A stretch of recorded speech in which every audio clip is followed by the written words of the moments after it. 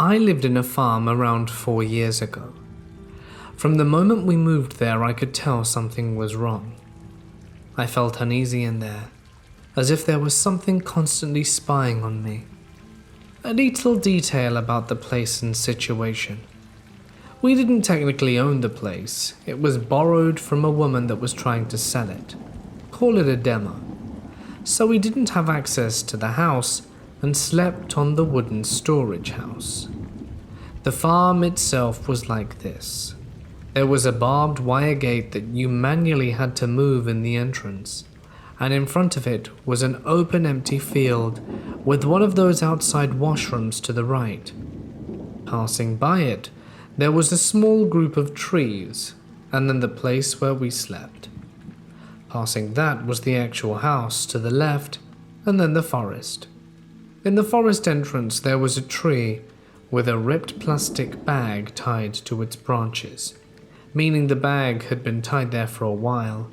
It was still small, and people used to do that here to make marks or something. And right in front of it, there was a mound. Someone buried something there. I moved there with 4 dogs, plus the dog that already lived there that we took care of. Our routine was to wake up at 5 a.m. to go to the city, so I could go to school and my parents could go to work.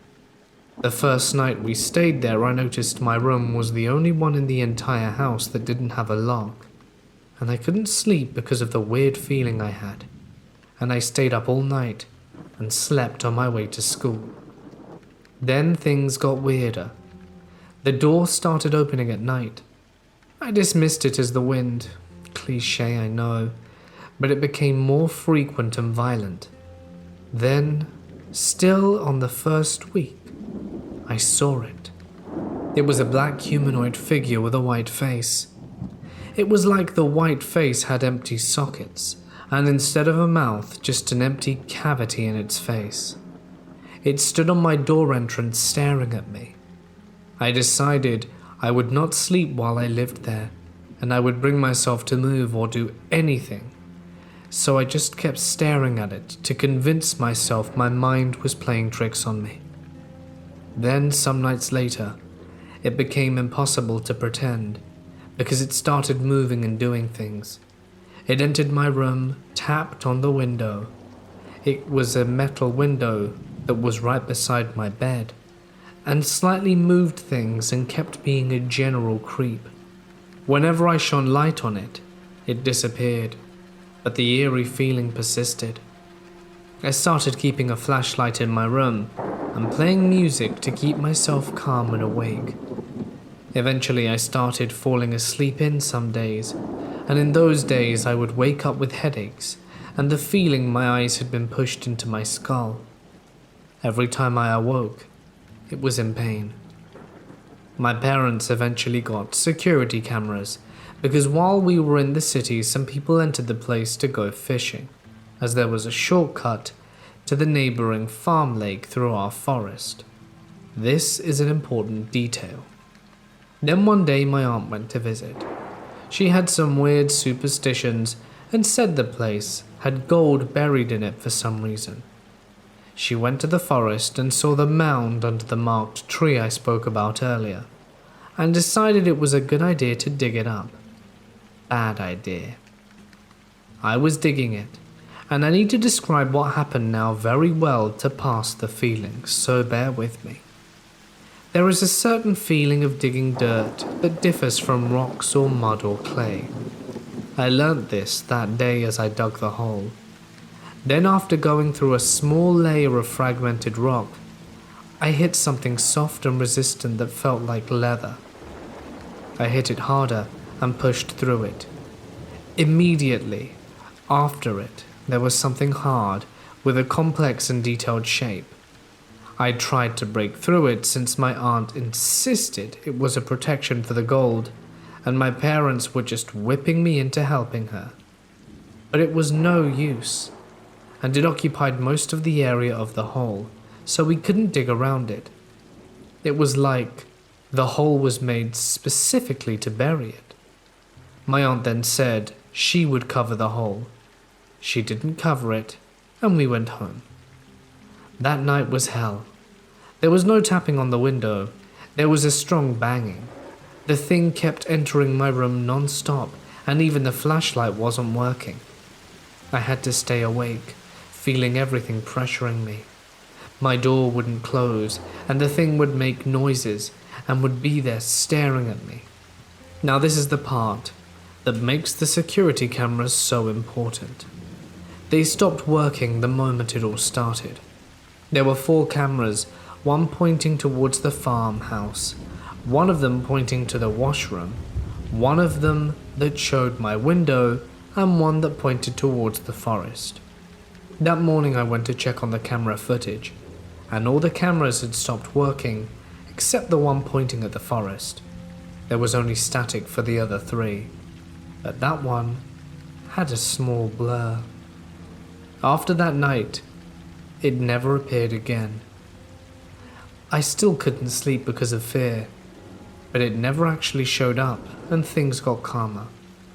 We moved out some time after that. I keep thinking about it every now and then. 4 years later, it was too real, and there were things that were noticed by other people too. I especially keep thinking about the thing we hit while digging, and how that night was the worst. I keep asking myself if we found a body, or some haunted object that was hidden. I'm 22, and as my mum was pregnant with me, my grandfather passed away from lung cancer. The only thing he ever got me was this little clown doll that was supposed to hang over my crib. When you pull the clown's leg down, it plays a little music box style song as it winds itself back up.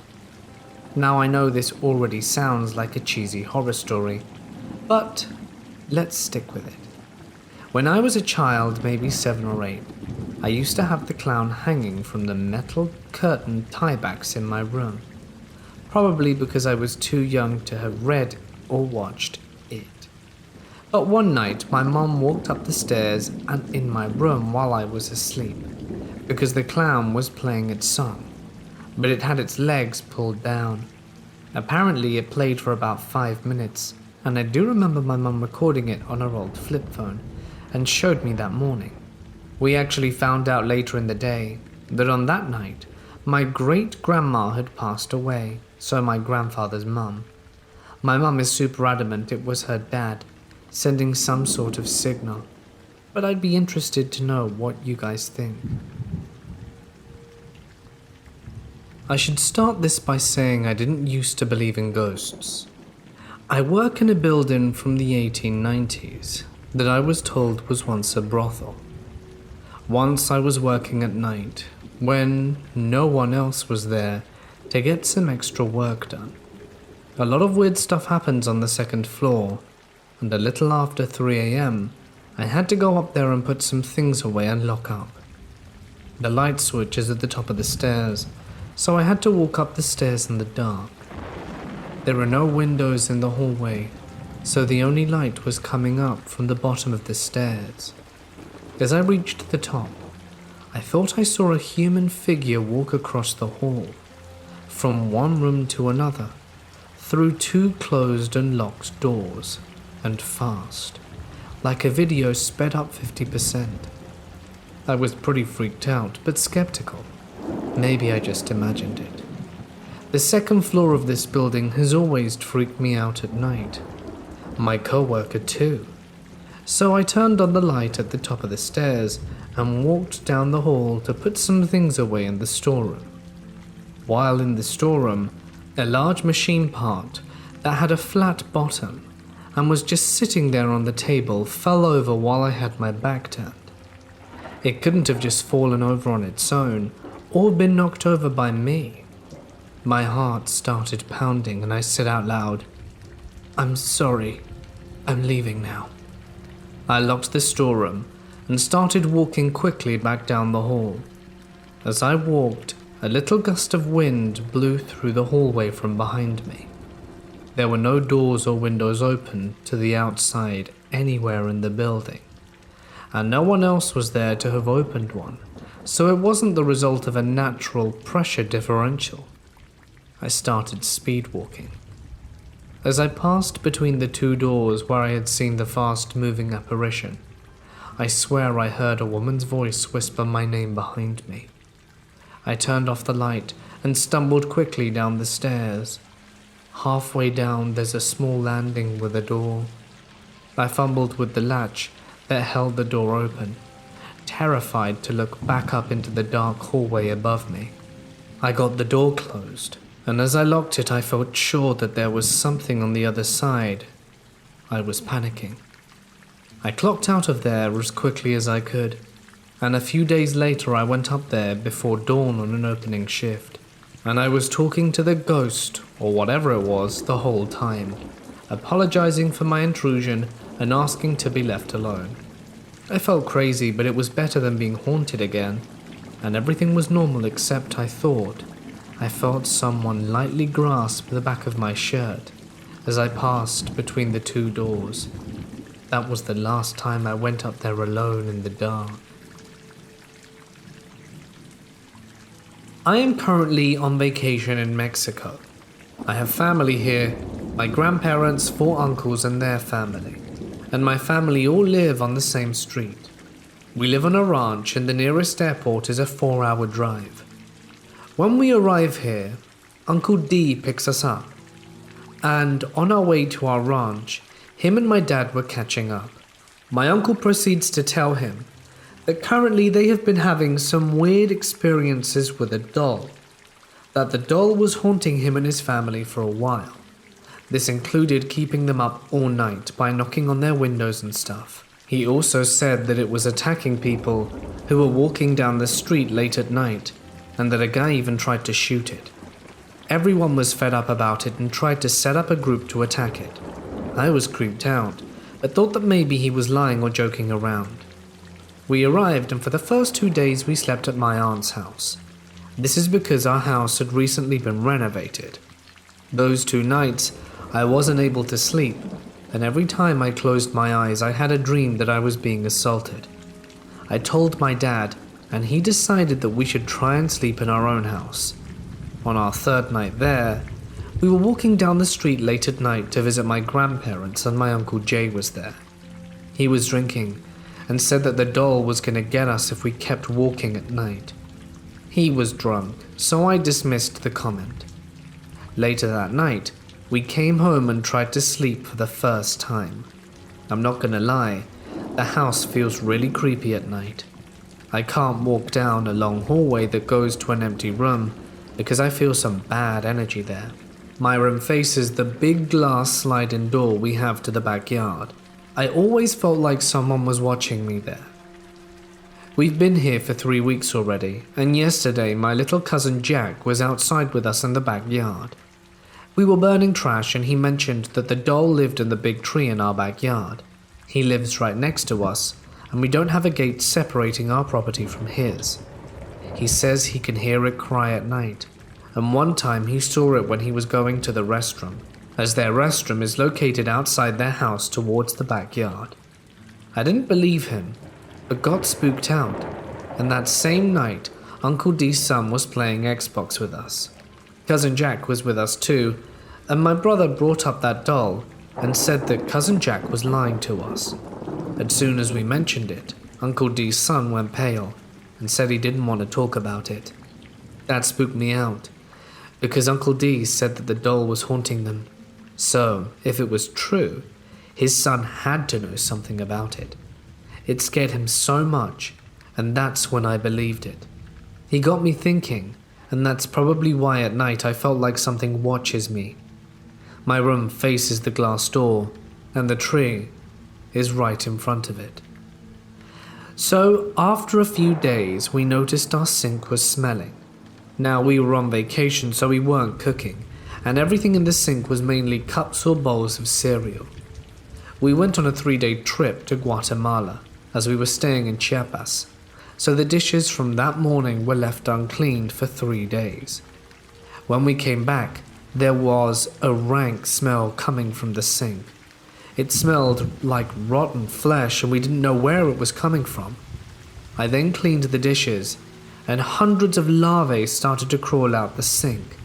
Some people might think that it was us being dirty, but we never found what caused that reek. I didn't find any rotten meat or anything that the larvae were eating. Some people said it must have been the pipes or something in the walls, but the house is brand new, and the walls are made of brick and cement. As soon as the larvae came out, the smell went away. It was like a scene from a horror movie. We all left when we heard my cousin describing the muñeca differently. Someone said it was a mono, or a monkey, so we concluded that it could have been a shapeshifter.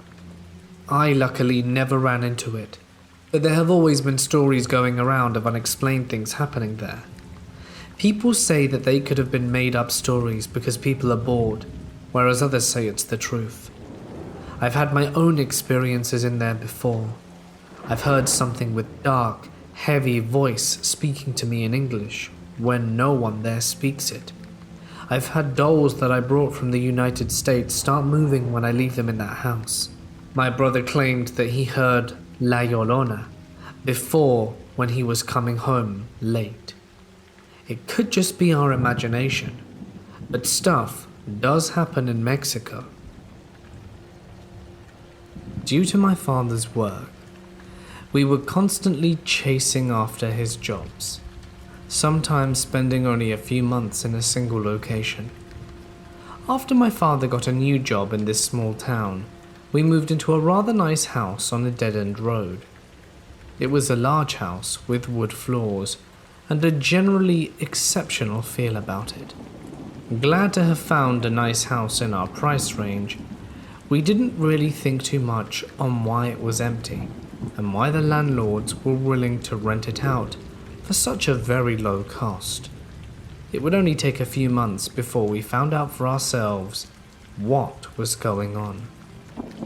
The haunting started as just a feeling that we kids would get from time to time. At first, it was just a general sense of unease, but this quickly escalated.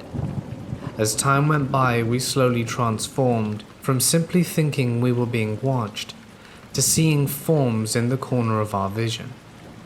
The feeling of being watched had spread into the night at this point, and few of us were able to get a full night's rest.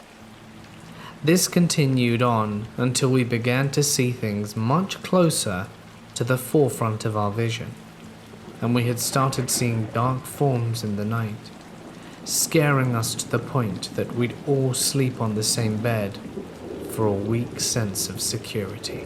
Then we found the reason for the haunting. My brother and I were cleaning up an old closet that we had simply dumped a bunch of our toys into after we moved in. The bottom of it had a small wall marking into something of a built-in toy chest. We finally had some boxes to hold our things, and no longer needed to leave them in the closet. As we pulled out our things, we noticed that the carpet was loose. We were kids, and we were not very smart. Instead of telling our parents, we just pulled the carpet back, revealing something that none of us would ever forget. A tombstone. It was right there, with the name and dates already carved into it. Thinking there was someone buried in our closet, we quickly showed the tombstone to our parents. Thankfully, they decided to remove it from the house, and we thought that was it. But the haunting didn't stop. We started having nightmares and sick spells whenever we were alone in the house, and where it went from there was something a 7-year-old me couldn't understand.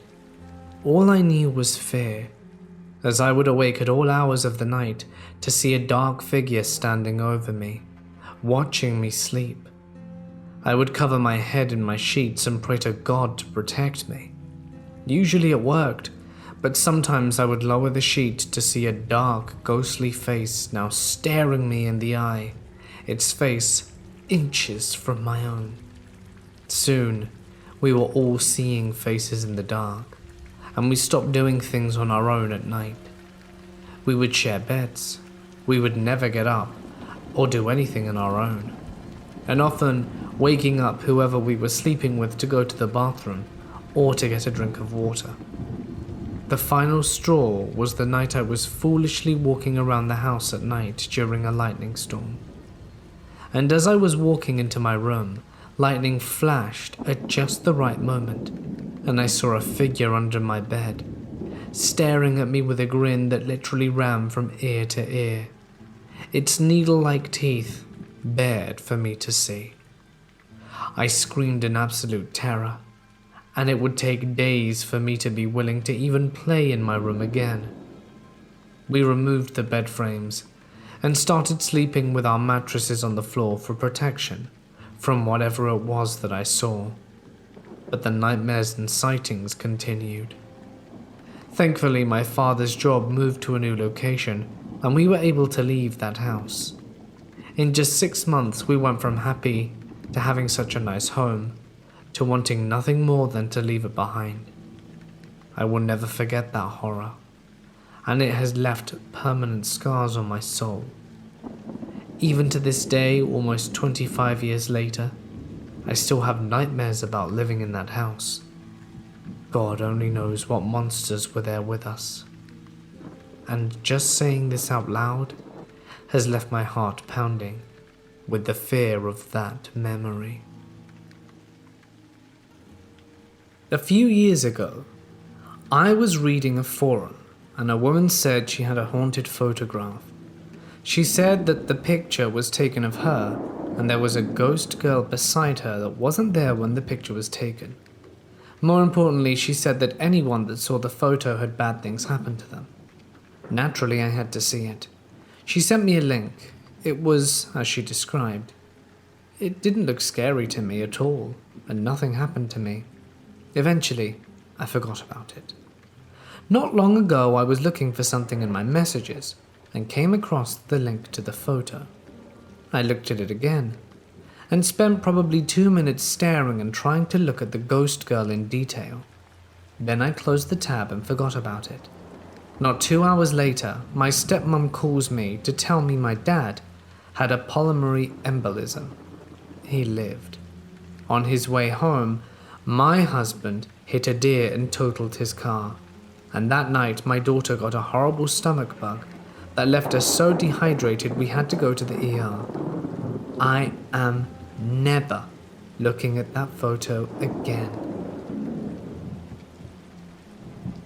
When my mum got remarried, we moved into a small one-story house. She married a man who my sister and I had only met twice before, and they had only been dating 6 months before getting married. Even at 10 years old, I felt that it was quite a short amount of time to be marrying someone you'd only just dated a little bit. It was a house located on Nevada Street. It seemed fine at first, but I soon came to realize how unsettling it became. When my sister and I debated over who got the top bunk of our new rooms, we played rock, paper, scissors. I was victorious and rubbed it in her face. I enjoyed my top bunk that day, at least until night came. I don't remember how soon after moving in that it happened, but it wasn't too long, maybe less than a month, maybe 2 weeks. But I woke up in the middle of the night to loud thumps on the ceiling, like heavy boots walking right over my head. I was petrified. My body couldn't move because I was scared stiff. I just shut my eyes closed. Some nights it didn't sound like heavy boots. It sounded like little feet running across the ceiling. Just small thuds and then a boom. The sound of a small boy crashing to the floor of the ceiling. I would still wake up and be petrified. I tried telling my mum, but she shrugged it off as a nightmare, and I slept with the lights on since. We had an old, fat computer in the basement, like the ones in the 1990s before flat Macs were a thing. The basement was nice. The ceiling was done and there was a carpet. It was inviting. But man, did I get real heebie-jeebies down there. Just the feeling of always being watched and stared at. I was always down there downloading my favorite music onto CDs or playing pinball. At the time, I had a pet named Snickers who would always growl or bark at the walls. At first I thought she was just being a dumb dog. Eventually she started growling at me as I was sitting at the computer desk, growling and backing away. A chill crawled down my spine when I realized that she was barking at the space under the desk, right where I was sitting. Needless to say, I darted out of there immediately. I had always tried to avoid the basement because I swear when I'm down there, there's something peeking around the corner looking at me. I started to see more things, but as the years flew by, I didn't care anymore. From white shadows walking through the hallway to black figures climbing the walls, my mum wasn't listening anymore and could care less about what I had to say, so I just tried to ignore it. The thumps at night were still happening, and the feeling of being watched never went away. The thing that scared me the most was when I was 13. I laid on my parents' bed as my mum was using the bathroom. I got to play on her flip phone, and I was excited. I relaxed and played Tetris while waiting for my mum to come out. All of a sudden, something strong and powerful decided to kick the bed, making it slightly move. I could see ripples from where it was hit. I was absolutely scared out my skin, and I jumped out. I bolted to the bathroom, and my mum had locked the doors. I began pounding and begging my mum to let me in, almost in tears. She begrudgingly opened it, and of course told me that it could have just been a spring in the bed, popping. The Nevada house always carried this strong negative aura, evil almost. My stepfather and mother argued constantly, leading to him beating her and verbally and emotionally abusing us. It was like this entity thrived off it. We eventually moved out into a bigger 4-bedroom house with 2 levels. Walking into that house was like a breath of fresh air. No more thumps in the night, no more constantly feeling like I was being watched everywhere I went. It was relieving. My stepdad continued the abuse though. He was just a piece of crap that acted like a walking negative energy battery for any entities. When I was a kid visiting New Orleans, my family went to a voodoo shop.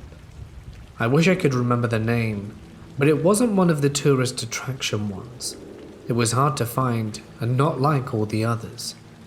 Anyway, I thought it'd be cool to buy this little black doll made from cloth that had no face or features, just black cloth in human shape, stuffed and sewn together. It was sold as a voodoo doll of death, and thinking back on it, I feel pretty dumb taking something like that home with me. Once back, many weird things started happening to my whole family, until we eventually moved because of it. Hearing whispering in my room late at night in an unintelligible language was common. I also heard an angry man say my name behind my ear as I was turning on the living room TV. I literally felt his breath. None of this my family believed when I would tell them. I was under 12, so it's understandable. What changed this and made us move the next day is this. My mum saw an orb come up to her face when she was almost sleeping, and she said she couldn't breathe for almost a minute while it was in her face. Then it flew into the corner of the room and disappeared. When we moved close by, and the new people in the house we made friends with started saying that their kids were hearing whispers at night, we never told them about this before when they mentioned it, which is the crazy part. I'm not certain if this is all tied to the doll or not, but other stories I've heard have made me think it might be. When I was 16, I got a job as a personal assistant / cleaning lady for a very wealthy couple who lived in a big, beautiful mansion on Lake Michigan. It was a great job at the time, but after a while I had to quit because of everything that was going on. I made $12 an hour as a 16-year-old girl, and that was just crazy to me at the time. But now I know it's because the homeowners couldn't get anyone to stay and work for them. It could very well be because they're both major assholes, but I honestly didn't see them all that much during the school year, so it was fine. I would work 40 hours a week in the summer and part-time while I was in school. During the school year, I would hardly ever see them homeowners and would be left alone to clean the house. I had a key, alarm code, and gate code, so I could let myself in and out. In the summer months, I had help from a few other employees, but in the school year I did not. At first, I loved being in the house by myself. Don't get me wrong, the place was absolutely gorgeous, right on Lake Michigan, so I always would open the curtains to let the sunlight in and blast the surround sound speakers while I cleaned. It wasn't until I was by myself that I started noticing how weird this place was. Nothing ever exactly felt welcoming about the place. Sure, it was pretty to look at, but it was modern, and everything was hard marble and stone, not very homely feeling.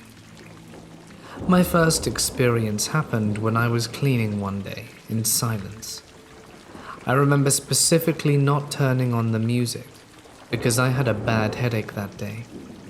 All of a sudden, the speakers to the upstairs part of the house turned on. The way their speaker system works, you can control it by a touchpad in the kitchen, which would play the music everywhere besides the basement and master bedroom. To play music in those areas, you'd have to go to that touchpad and turn it on by controlling the pad and sync it up with the rest of the house. The reason that was so alarming was I was the only one there. I walked up the stairs to check out what was going on and figure out why and how the music had turned itself on seemingly by itself. I looked around and called out the homeowner's name, thinking someone came in without me noticing or something like that. But the doors were all still locked and no one was home. I shut off the music and went back downstairs, not thinking much of it. It started happening more often. I'd be listening to the music and it would turn off, or it would be off and would turn on in a completely different area of the house. I brushed it off as faulty and didn't think much of it. The second most prevalent story I remember from working was when I was cleaning the workout room in their basement. I never wanted to go in this room, and I really couldn't tell you why. Something about this room was weird. It was just super cold and dark, and I felt very anxious while being in there. I definitely tried to avoid it, but my boss would get mad when dust would build up, so I forced myself to go in there once a week to tidy up. I was in the workout room, using a broom and a mop, and I remember sweeping up the floor and prompting the broom against a machine while I used the mop. Suddenly the broom fell over, hitting the wall, the baseboard, and the floor as it fell, causing 3 distinct knocks. What I heard after scared me so badly, I refused to go back into the room by myself again. Immediately following the knocks made by the broom falling, 3 knocks responded in the exact same pattern the broom fell. But it was coming from inside the wall. I know what you're thinking, but no, it was not just an echo. It was not a scared animal. It was knocking. Deliberate knocking. I was completely alone in a big, quiet house in the middle of nowhere, and someone was knocking back at me from inside the wall. To this day, I have absolutely no explanation for what I experienced. Lastly, This was the first and only time I have ever seen anything paranormal with my two eyes. Then I know this time, it's not me being paranoid or crazy, because I was with a co-worker who saw it too. Sometimes, my boss would rent out her guest house, and we would clean it before the guests arrive. So this guest house has a glass hallway leading from one main area of the house to another. I was cleaning the glass while one of my co-workers, Bob, was standing next to me. Just then, I catch a glimpse of what looks like a boy in a blue shirt running by. I turned my head just as Bob turned his, and he asked if I had seen it too. Those are the craziest things that happened. It was nearly 6 years ago, and will always haunt me. I used to do contract security at the emergency room entrance of a downtown hospital, the graveyard shift. I would stand at a kiosk right inside the entrance and monitor access. Across from the kiosk were 2 sets of elevators. The first elevator on the right could only go up to the 3rd floor. The 2 floors above us were administrative floors, offices only, no patient areas. So on my shift, floors 2 and 3 were closed for the night. The elevator on the left I had to be especially trained to use. It serviced the same floors as the elevator, with the addition of a helipad on the roof. This is where life flight helicopters would land with life or death patients that had to be rushed to the emergency room. Security would be notified when a life flight was en route, and we'd take the elevator, use our access key, and go to the helipad. On the roof floor, we locked the elevator in the open position, so no one could summon it from another floor. The elevator would remain open and in position until the life flight crew had the patient inside and hit the floor 1 button. Security was not needed to assist the life flight crew. We would take the stairs down as soon as we had the elevator prepped on the helipad. It had been explained to me that the process was important and that people had died on the pad and even during the elevator ride down.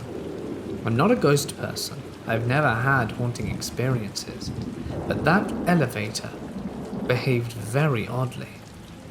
Every night I worked, and the right side of the elevator that only serviced the 3 floors would rest on the 1st floor. Since it served floors that were not used during my shift, it just sat there on the main floor. I was required to check the 2nd and 3rd floors once a night. Whenever I went to the elevators, I never had to wait for the right elevator to get to my floor because it was already there. The left elevator that serviced the helipad and floors 2 and 3 had a mind of its own. All night it would go up and down from floor to floor with no one inside. You could watch the floor indicator for it. It bounced from floor to floor all night, and it would lower to the main floor, open with no one inside, close, and then go to floors 2, 3, or 5, the helipad. All this activity with no one inside it. The custodial crew was done on floors 2 and 3 by 10 p.m. Before my shift even started, there was no one around to use those elevators on my shift. On my nightly checks of the floors, I never saw anyone up there. The lights were even off. Not only that, but the left elevator would go all the way to the helipad by itself. You have to have an access key to even have that option. The other guards had no explanation. The hospital employees obviously didn't want to be seen as believing in a haunted elevator, and would change the subject or brush it off when I asked why the lift was so weird. But I would watch from the security kiosk all night, as that thing would go from floor to floor all shift. It would open up on the 1st floor across from me, and it was always empty. The other elevator that only went to floors 2 or 3 never moved unless another security officer used it. A number of years ago, my family moved into a new house in the countryside. It was a beautiful Georgian mansion, very rare and very old, beautifully maintained. The previous owners were selling it at a ludicrously low price, and my parents had always dreamed of owning a home like this, and so they obliged. It wasn't before long, probably within the first few days, that we figured something was off. The house needed a lot of work, restorative work. Lots of the wood had started to go moldy and definitely needed replacing. The previous owners obviously didn't live here, and as such, it had deteriorated considerably. In any case, my parents had a lot of work cut out for them, and it was while they were clearing rubbish away that we saw something spooky. We were all just moving things and putting what we wouldn't need in bin bags to throw it out. When down the hallway we looked up, and all four of us saw a little girl happily and obliviously skipping away into the darkness. My dad immediately called out, "Hey, what are you doing?" and run over to see who this girl was and why she was in the house. His assumption was that she thought this house was still abandoned, which it no longer was, and was trespassing, despite the fact there were now cars in the driveway. But upon a thorough search of the house, did he find nothing. Sightings of this little girl continued. There'd be some nights where I'd hear giggling down the hallway, or I'd hear my door creak open and see a pair of eyes staring at me before vanishing into the dark.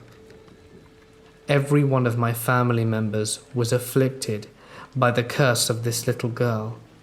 Her infernal laughter, the fact that she breathed behind your head, and when you turn around she wouldn't be there. It was driving my parents mad. They tried to get in contact with the previous owners, but they had moved out of the country, and my parents were starting to see why. They did some local research and didn't find a lot about the house. But about 4 months later, when my mum was digging up the garden, did she unearth something unexpected. She found a shoe, and as she was pulling the shoe out of the ground, did she see that it was attached to a skeletal leg. The police were called, and it turns out that she had unearthed the remains of a small girl, probably no older than 6 to 8. This was a terrifying discovery. We paid for a casket and gave the little girl a funeral. Only after that did the activity truly die down. Not altogether though, just slightly minimized. As time went on, the activity nearly completely stopped, and we almost forgot that we had a ghostly inhabitant in our home. The house, as it turns out, was a lot harder for my parents to do than they originally thought. It needed so much more work and money than they were prepared to invest, and sadly had to sell the property and take a loss. I was glad to no longer be the plaything of some spiritual girl from the 5th dimension. The next house we moved into was completely ghost-free, and that's the way I think I'll have my life from here on out.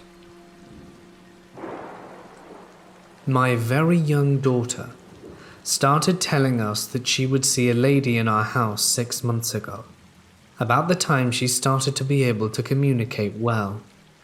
She said there was an older lady who she described as always wearing brown. We call her the lady.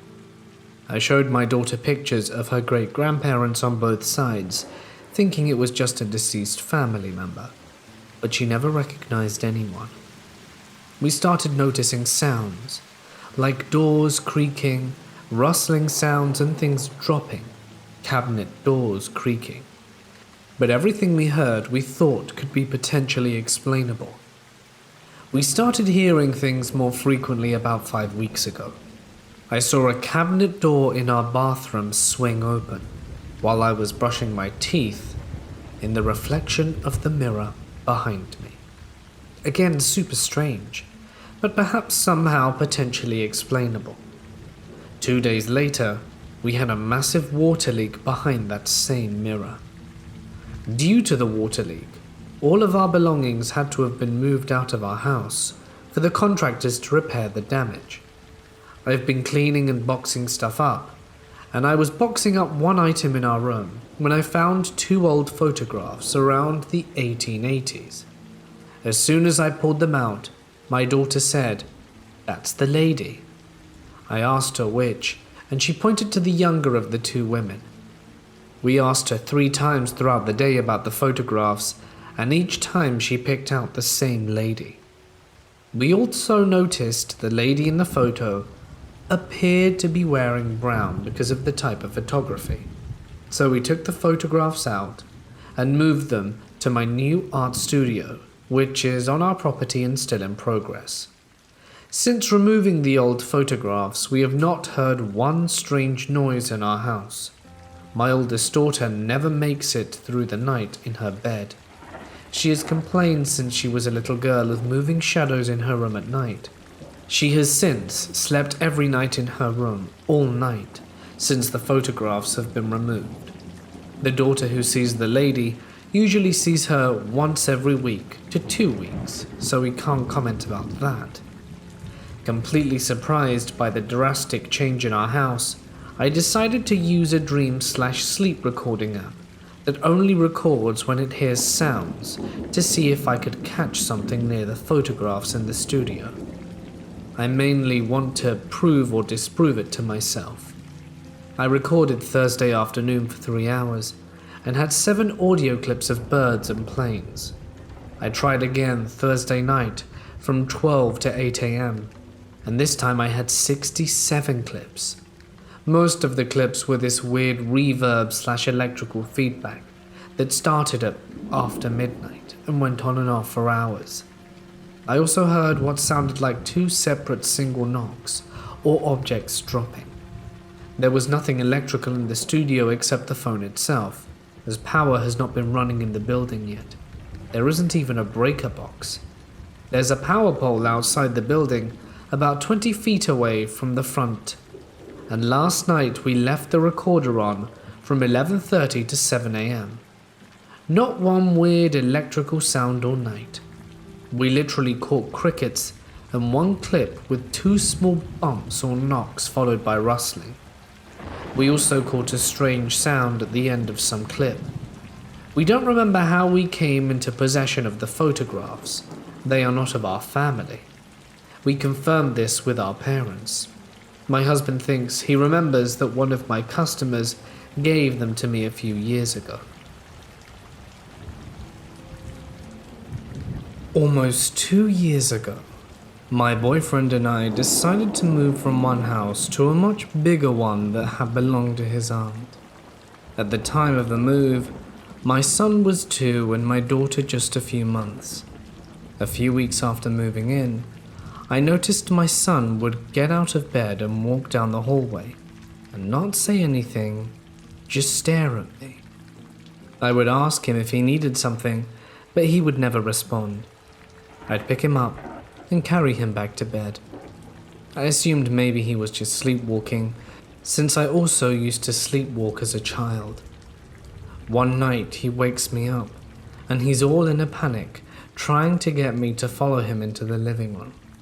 He would just keep randomly repeating, "Come on, Mummy, come on."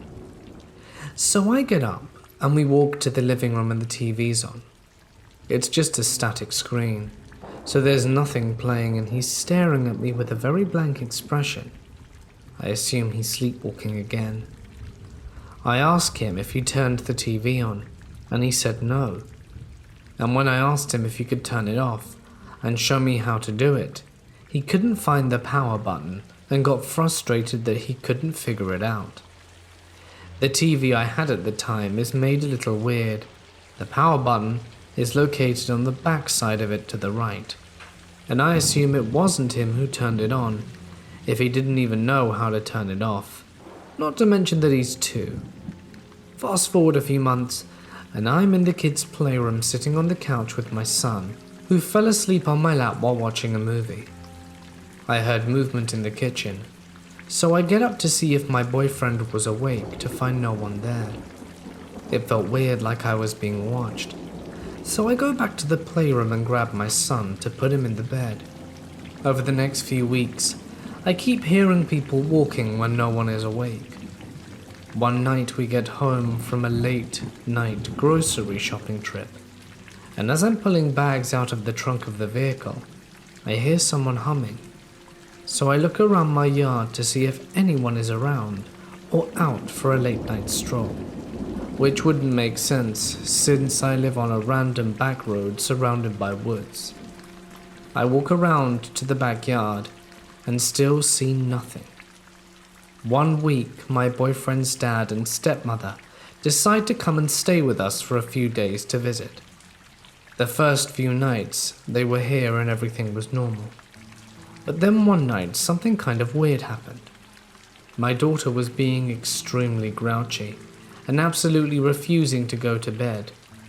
So I'm up with her in the living room at 12, trying to rock her to sleep, and everyone else is already in bed. I finally get her to pass out at 1:30, lay her down and get myself in the bed. I climb under the comforter and pull out my phone to scroll through the internet and hear something like someone crawling into my room on the floor around my bed and over to my boyfriend's side where he's asleep. I'm a little creeped out because I know it's not my daughter. She can't get out of the crib on her own. Then I think maybe my son is up, trying to sneak out of bed, but I'm still too nervous to look over there. So I get up and walk out the room to peek in on my daughter and make sure she's still asleep, and then go down the hall to my son's room to see if he is still soundly asleep in bed. I get back to my bed and try to play it off, like I had probably just imagined it and needed sleep. The next morning, everyone's in the living room drinking coffee and just talking, and I look over at my boyfriend and ask him if he heard anything last night. He said no, he didn't wake up last night, but his stepmom chimes in with, "I heard you in the living room at 3 a.m. Does the baby usually keep you up that late?" I told her it wasn't me. I was already in bed. But I heard the baby banging around on the walls and moving toys. I assumed you were still up. I told her it wasn't us and that we'd already gone to sleep at that point. And now, currently, I keep having the dreams of myself laying in bed at night and a figure of someone just walking in the room and standing over me, only to wake up and realize it was a dream. Discomfort for sure, and I don't really have anyone to discuss this with, nor do my boyfriend's family have a belief in the paranormal. But I just really want to speak about it with someone, because it looks like I'm crazy. About 6 months ago, I received a haunted doll I bought off eBay. Now I have no idea whether this thing was actually possessed, but the previous owner claimed to have several bad experiences once she purchased it from a garage sale, claiming it smashed into her dinner room set when she was doing her hair in the bathroom. Walking out with a bat to investigate, only suspecting a break-in, only to find not a single sight of anybody or anything, and the diningware and table was untouched. The next experience she had was when she was getting ready for bed and heard a noise coming from behind the chair. The doll was sitting in, and say a dark figure with red eyes glaring at her with anger. Anyway, onto my ownership. When I received the thing, I was fully aware that a possessed object may not show signs of any activity from a few hours up to a few months of being relocated. I never experienced anything. I let it sit on a shelf and collect dust, only remembering it physically exiting my house every once in a great while. I would just randomly think about it, and even when I was doing something completely unrelated or busy at the house. A few days ago, I had lit a burn pile in my backyard to get rid of a bunch of branches and logs, when for some reason, I had the idea to grab the doll and burn it to be done with it. I went back to grab it, and as soon as I touched it, my heart began racing, increasing with every step I took towards my back door. I'd finally made it outside to the fire and tossed it back laying on the fire. Within seconds, it started smoking. As soon as it did, my heart stopped racing and I got relaxed. 30 seconds later, its hair and clothes were in full flames, and I watched it as it began to look like something out of a horror movie. The eyes melted and sunk into its ceramic head, and it was converted into a charred black soot until nothing but the head, arms and legs were left. I let the fire keep burning until all the wood had been burnt. My main question here is whether or not it was a good idea to burn a possessed object. If it is, I don't know what to think about it. Let me know what you guys think about my decision to set the thing alight. I've had some weird things happen to me in my life, and after moving out of a house where there was an incident involving black magic, we got the government quarters in a society that was exclusively for the families of individuals working in the forest department. It was a cheerful place unlike the last, and there were many kids around my age. My school was close, and it was a well-knit neighborhood with friendly people. So much so that I was able to trespass into anyone's house and they wouldn't mind. It was still one of the best places I had lived in, because more than anything, it was adventurous. There were tall ashoka trees all around, many kucha houses, and an aura that was hard to beat. This place had an old world charm. The only unconventional part about the place was my house. It was of older times, probably built around British Indian era, and had a unique architectural style. The front hall had a flat roof, while the middle portion was raised in a dome, and at the very end, near the washroom and beyond, there was no roof. The first time we entered, there were many bizarre wall paintings in the middle portion that we didn't comprehend at all. There were 2 doors for the entry of the house, the front one and the one at the very back that opened in front of a fence, and behind that was a forest. There was a blackened dead tree across that had been the victim of lightning. We had a beautiful garden that was adjacent to the house with lemon and custard apple trees at the end of it. It was our storehouse, and we didn't know who lived there before. The caretaker didn't tell us much, other than the person moved somewhere else. Still, we didn't want to take any risks and had a holy ritual performed on the property before we lived there. It was an interesting place. I made new friends, and we used to play in the society compound all day long after school. The forest office was in the society itself near the main gate. The place was surrounded with rocky terrains and forest. As kids, we explored a lot, and I often saw soldiers from afar marching around behind the terrains. There was another forest office in the compound, which was old and closed forever. It was locked, and the old office almost in front of my house, at a diagonal distance, was built on an elevated stage. It had high walls and a rotting structure. It was a home to many mossy outgrowths, and it had no roof either. By the side of it was a burnt house that had been abandoned. Nobody went there. It was instructed by the temple priest and his wife, as there was a black dog that lived there that had gone mad. We used to obey that, as it was near the forest, so poisonous snakes and monkeys were a daily sight, and we'd gotten used to it. The monkeys came every evening at 5 o'clock, and I had some really funny incidents with them. One day we were playing cricket near the old office, when an older boy played an aerial shoot to the building. There was no roof, so the ball went in, and I was sent to retrieve it. I climbed on the edges of bricks that were jutting out of the terrain adjoining to the office, and entered from above. It was a very creepy place, with a deadening black smell all around. I found some bones lying in the trash, probably left by dogs. I came out, went about my business, but there was something off. The next day in the morning, my mum came to us as we were talking about some news. She had a dream last night where she saw a lot of buried treasure in our house. It was in the back wall of our storehouse, and also there was some voice that guarded it. She saw someone digging there in the dream, a faceless man. We all went into the garden and opened the storehouse, and the wall at the back was put up again. Someone did try to break it down. It wasn't painted and was mere bricks and cement, albeit thicker than the other ones. My mum didn't proceed further.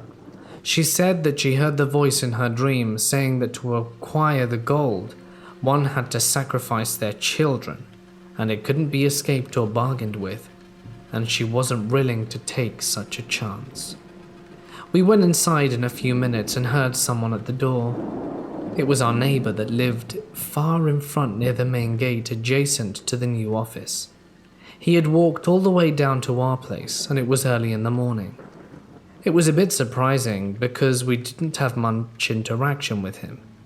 He had a confused expression, and he saw my mum and aunt and said, "You'll find this funny, but I had a dream about your house." He told us the exact same dream that my mum said, and even the same location. It was very strange. While we were all talking, we saw another girl walk towards us. She lived near the terrain, and to our surprise, even she had the same dream. Everyone wanted us to investigate now, but Mum was in no mood. One thing that she wanted to do was know about the place. The caretaker was questioned, and he revealed that the person who lived there was of Anglo-Indian descent. He lived here some 22 years back and was a treasure explorer. He knew of the treasure in this place and tried to search for it. It was said that he sacrificed his own son to get the wealth, but wasn't able to bear the guilt and went crazy and disappeared. The broken wall was put up by someone at night the day he disappeared. No one saw who did it. The man had murdered his son right in front of our washroom in the last section that opened near the forest. It gave me shudders, because there were frequent power cuts in those days at night, and I used to take long showers at midnight. The idea of something lurking and guarding the walls and adjacent treasure were enough to give me chills. We mutually decided to do nothing about it, and left town later that year. My boyfriend's grandfather is an antique collector, and one of his interests are dolls, porcelain to be exact. They picked this up, and the previous owners said to be very careful with it because it was special. Completely unfazed by this statement, he didn't ask any further questions. He brought it home with him about 2 weeks ago. The first 3 days were fine, and it stayed in the kitchen.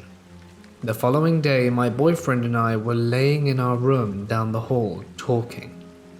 It was around midnight when suddenly 3 light knocks were heard through the door. We look at each other, and from the other side I hear his grandfather say his name. I get up and open the door while he was getting ready for whatever task his grandfather had in store for him. Upon opening the door, I expected to be brought face to face with him, but no one was there. I closed the door and shrugged it off, but after I closed the door, I could hear footsteps from down the hall, so I go out to investigate. But in the distance, I can hear both the grandparents snoring. The following day, around the same time, all power to the house was lost and didn't return until 5 or 6 a.m. Thankfully, throughout that night, one lamp was on. I don't know how, but occasionally it went out. But for the most part, somehow, it was still being powered. A few more nights go by without anything happening, until just a few nights ago, all through the night there were screams, not in the house but right outside. Last night, at around 2 to 3 a.m., I was laying down watching videos when my boyfriend sat straight up, rambled gibberish mixed with numbers.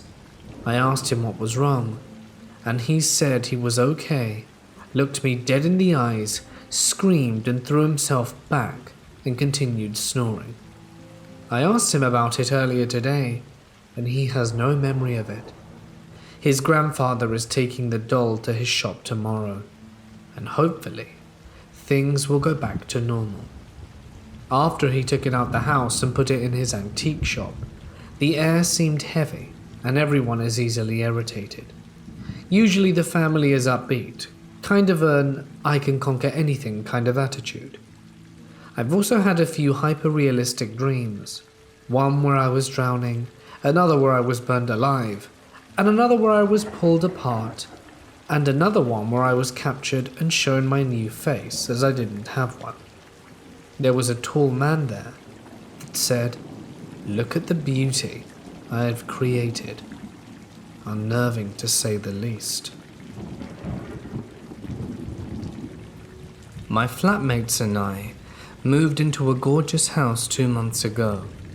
Roughly 2 weeks in, we started hearing bootsteps in the hall and on the front porch. We are in close proximity to the neighbors, but I doubt it's them we're hearing at 3, 4, and 5 a.m. Since moving in, I feel like I'm being watched when I'm in the shower. Just over 2 weeks ago, I was laying in bed watching videos on my phone when I felt something tugging at my charger cable. We don't have any pets, and ever since then things have gotten progressively worse for me. I hear muffled voices outside my room at night, and I've checked them out on plenty of occasions, and there's no one there. And I can't hear anything from the neighbors either. On a night that I find myself home alone, i.e. without my boyfriend, I tend to have quite explicit dreams, though never with my boyfriend, and I wake up feeling guilty. If I'm at my boyfriend's though, they're always about being chased or messed up houses with traps and not being able to get away. When I'm home, I wake up with bruises that were not there before when I went to bed. I had one on my inner thigh, both. Some on my upper arms, just blotches of bruising. I know I can be clumsy at times, but I know if I've hurt myself. I pulled an all-nighter just over a week ago to do some work for a website that's launching soon, and I saw someone's head and shoulders around the corner from the dining room at about 5:30 to 6 a.m. Only one of the flatmates was awake. I asked if it were him, and he said it wasn't. Last week, I went to pull the lounge curtains because there was glare on the TV. I had my door open to air my room out because I'd been away for a few days. I saw the palm of an androgynous hand waving at me. I told my flatmate, and he said that they were going to check it out. We stepped into my room, and we were instantly freezing, breathing fog and all. It doesn't feel like my room anymore, it just feels wrong. That night, I decided I was sleeping on the couch in the lounge. But come roughly 5 a.m., just as I was drifting off to sleep, I hear something tapping at the keyboard. All our computers are in the lounge, or we would never see each other because of work schedules. And I was the only person there, and as previously mentioned, we don't own pets. My computer was off though, so I couldn't see anything. However, it was staying on at night with a blank document open. All of this means I'm having a lot of trouble sleeping. And then just now, I heard 4 rather heavy raps at the window. I really don't want to look, and I'm not going to. I know there's something wrong in this house. So things at the new house have still been going on, and in some respects are picking up. The other day I left my phone on my desk while I went to the bathroom. When I returned, I noticed that my phone was half removed from the faceplate. Everyone else was either asleep or at work at this point, as the flat comprises, for the most part, of night shifts. About a week later, I had gone out the front door for a cigarette, as there was a pretty decent storm blowing. and the backyard offers no protection in a southerly. I had locked the door behind me when I came inside, because I was the only person home, just over an hour late. I heard the front door open and close, and I went out to greet whichever flatmate had come, thinking that someone had finished work early. But I couldn't find anyone in the house, and the front door was now unlocked. About 4:30 the following morning, I was sitting at my computer in the lounge when my right shoulder got very cold. I peered sideways at my shoulder and almost noticed that a single strand of my hair was bouncing up and down, almost as if someone was pulling a pig's tail. I spent a few weeks away from home, and last night was my first night back in the house. At 1 a.m. today, I went to go to the bathroom before going to bed. As I pushed open the bathroom door, I saw a black, shadowy figure standing by the window. I thought nothing of it, as I was half asleep. But as I went to sit down, I noticed that the bathroom scales were going through the tarring process. These are electric scales and have to be stepped on to turn on. But ever since you move, they have to be lifted slightly for them to register that you want to use them. After questioning the flatmates that were home at the time, I found that no one had been in that bathroom previously to me. And seeing that I use the scales regularly, I know that they only stay on for about 30 seconds after use, or 15 seconds if not being used after tarring. At midday today, I went to the loo, then decided I would shower as I needed to wash my hair for the weekend. I went to get my towels and hairbrush from the sleep out, and when I came back, I went to turn the door handle to quietly close the bathroom door behind me, so as to not wake up my flatmate in the next room with banging doors after his graveyard shift, only to discover that the bathroom door had been locked. I'm thankful I hadn't completely shut the door behind me, not even 5 minutes previously, seeing as it was only he and I home. I hadn't worried about locking the door while using the loo, and also while I was showering, I noticed that a leg to the onesie that was hanging on the back of the door was sort of jerking around at odd intervals. But none of the towels or my gowns, which were also hanging on the door, had been moved at all. The weird dreams are still happening, albeit less frequently, while I was at my sister's place. This place still feels terrible. I sleep with my light on, and documentaries playing on YouTube on my phone. But thankfully, I haven't woken up with any new bruises in the last few weeks. This happened about 12 years ago, when I was about 11. It was the day after Christmas, and my mum and stepdad and I were sitting in the living room watching TV. It was past 9 p.m, and my little brother had already gone to bed. Now, my brother and I had gotten remote control cars for Christmas, that kind that had rechargeable batteries in both car and remote. As we were watching TV, my car, that had been in the middle of the living room floor, starts making a noise like it's turned on. At this point, all three of us look at it and witness it drive around in circles twice to make a perfect 3-point turn, then park up against the wall.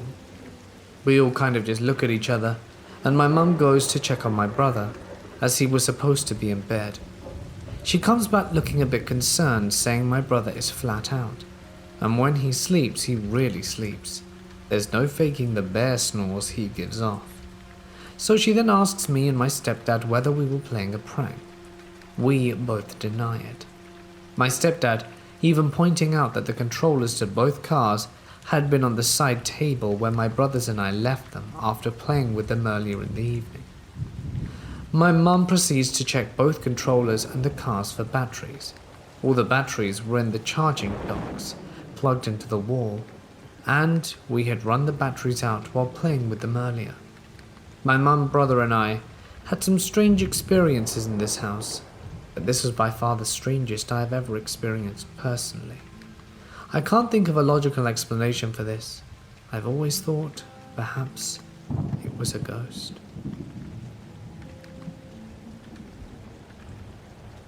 My girlfriend and I both attend university, and we live in a relatively old apartment building in the town of St. Cloud, Minnesota.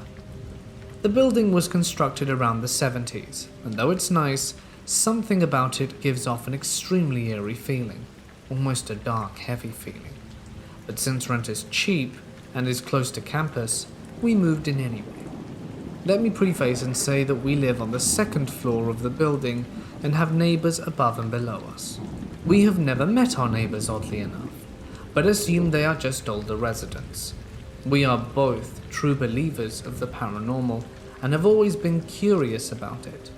My girlfriend has never experienced anything paranormal firsthand, but for me, I have seen odd things throughout my life that I can't explain, and this experience happens to be one of them. This story begins as any normal night. We got done moving in and unpacking our things and decided to take a break and relax for the rest of the night. We were watching Netflix and we paused the movie and started to hear a loud banging sound above us, almost as if someone were constantly picking up and dropping heavy things.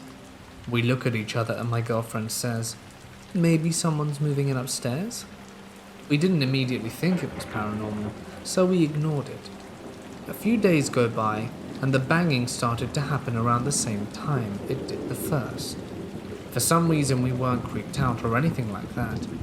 We just thought this time was the only time that people above us could move in, because maybe they got off work at that time. Later on, the same night, while getting ready for bed, we heard overly loud footsteps as if someone had heavy steel-toed boots and was purposely stomping their feet against the ground. While in bed, we all of a sudden hear a blood-curdling scream coming from a female upstairs. It was so loud, we could have sworn it was from right beside us. So we jolted awake and both had pale looks on our faces. We were terrified. We thought we should call the police, but decided not to. Perhaps it was a movie they were watching, but it was just too loud to be a movie. One morning I was in the bathroom getting ready to go to work, and I hear a faint cry coming from the same female voice, as if she were crying in the bathtub or somewhere near the bathroom since it was right above me. I then hear doors slamming and drawers constantly opening and closing. This sound goes on for another few minutes, and all of a sudden it's dead silent. My girlfriend wasn't around at the time, but she still believed me. No sounds of movement or crying/screaming since then, and it's been silent for a few days now. The next week, my girlfriend and I decide to go to the front desk of the apartment building and tell them about the sounds we'd been hearing in our apartment. The reception lady looks at us confused and begins to hesitantly tell us that nobody has moved into the apartment and that it hasn't had a tenant in over 2 years.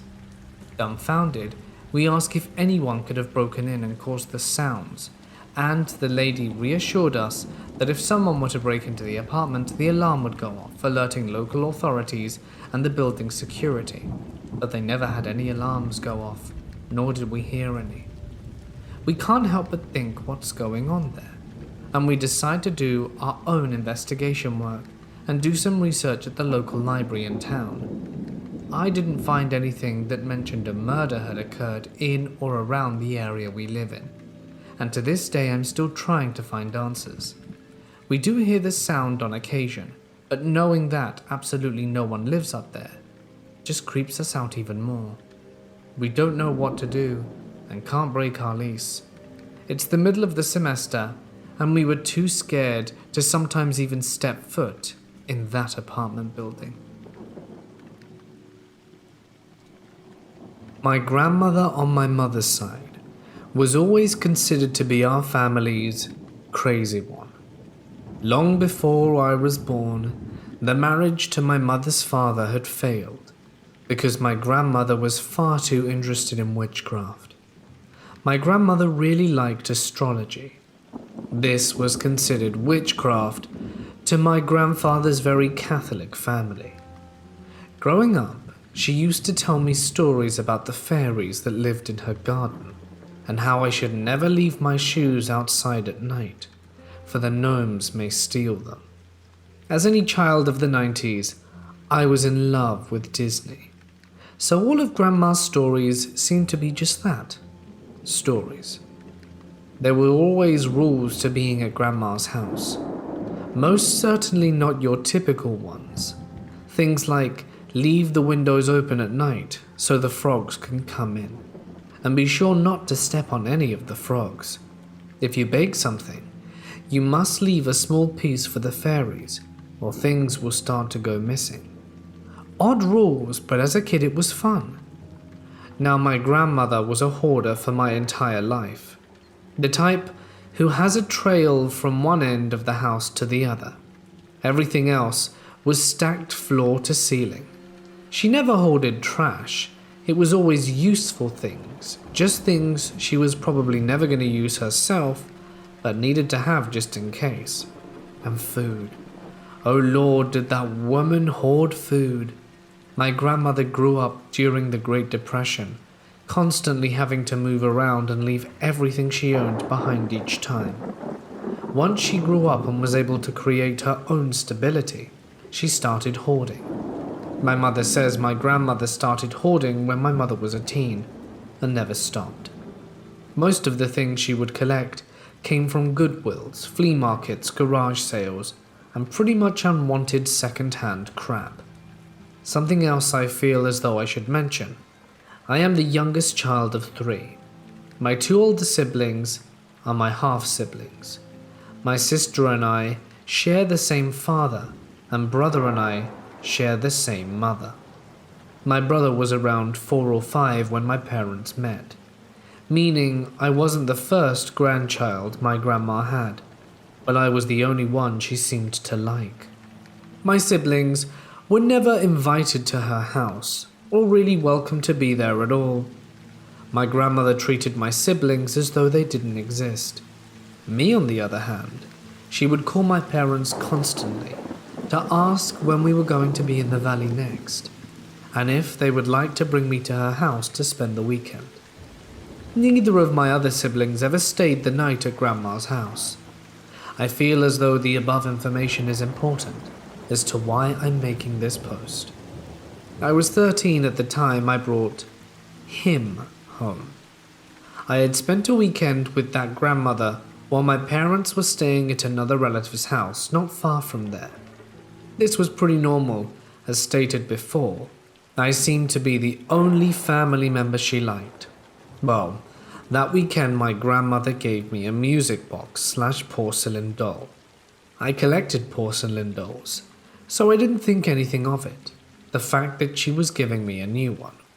She told me to take care of him, that he's very special, and I needed to be sure to give him the love and attention he deserves. I was instructed to wind and play him at least once a month. Okay, whatever you say, Grandma.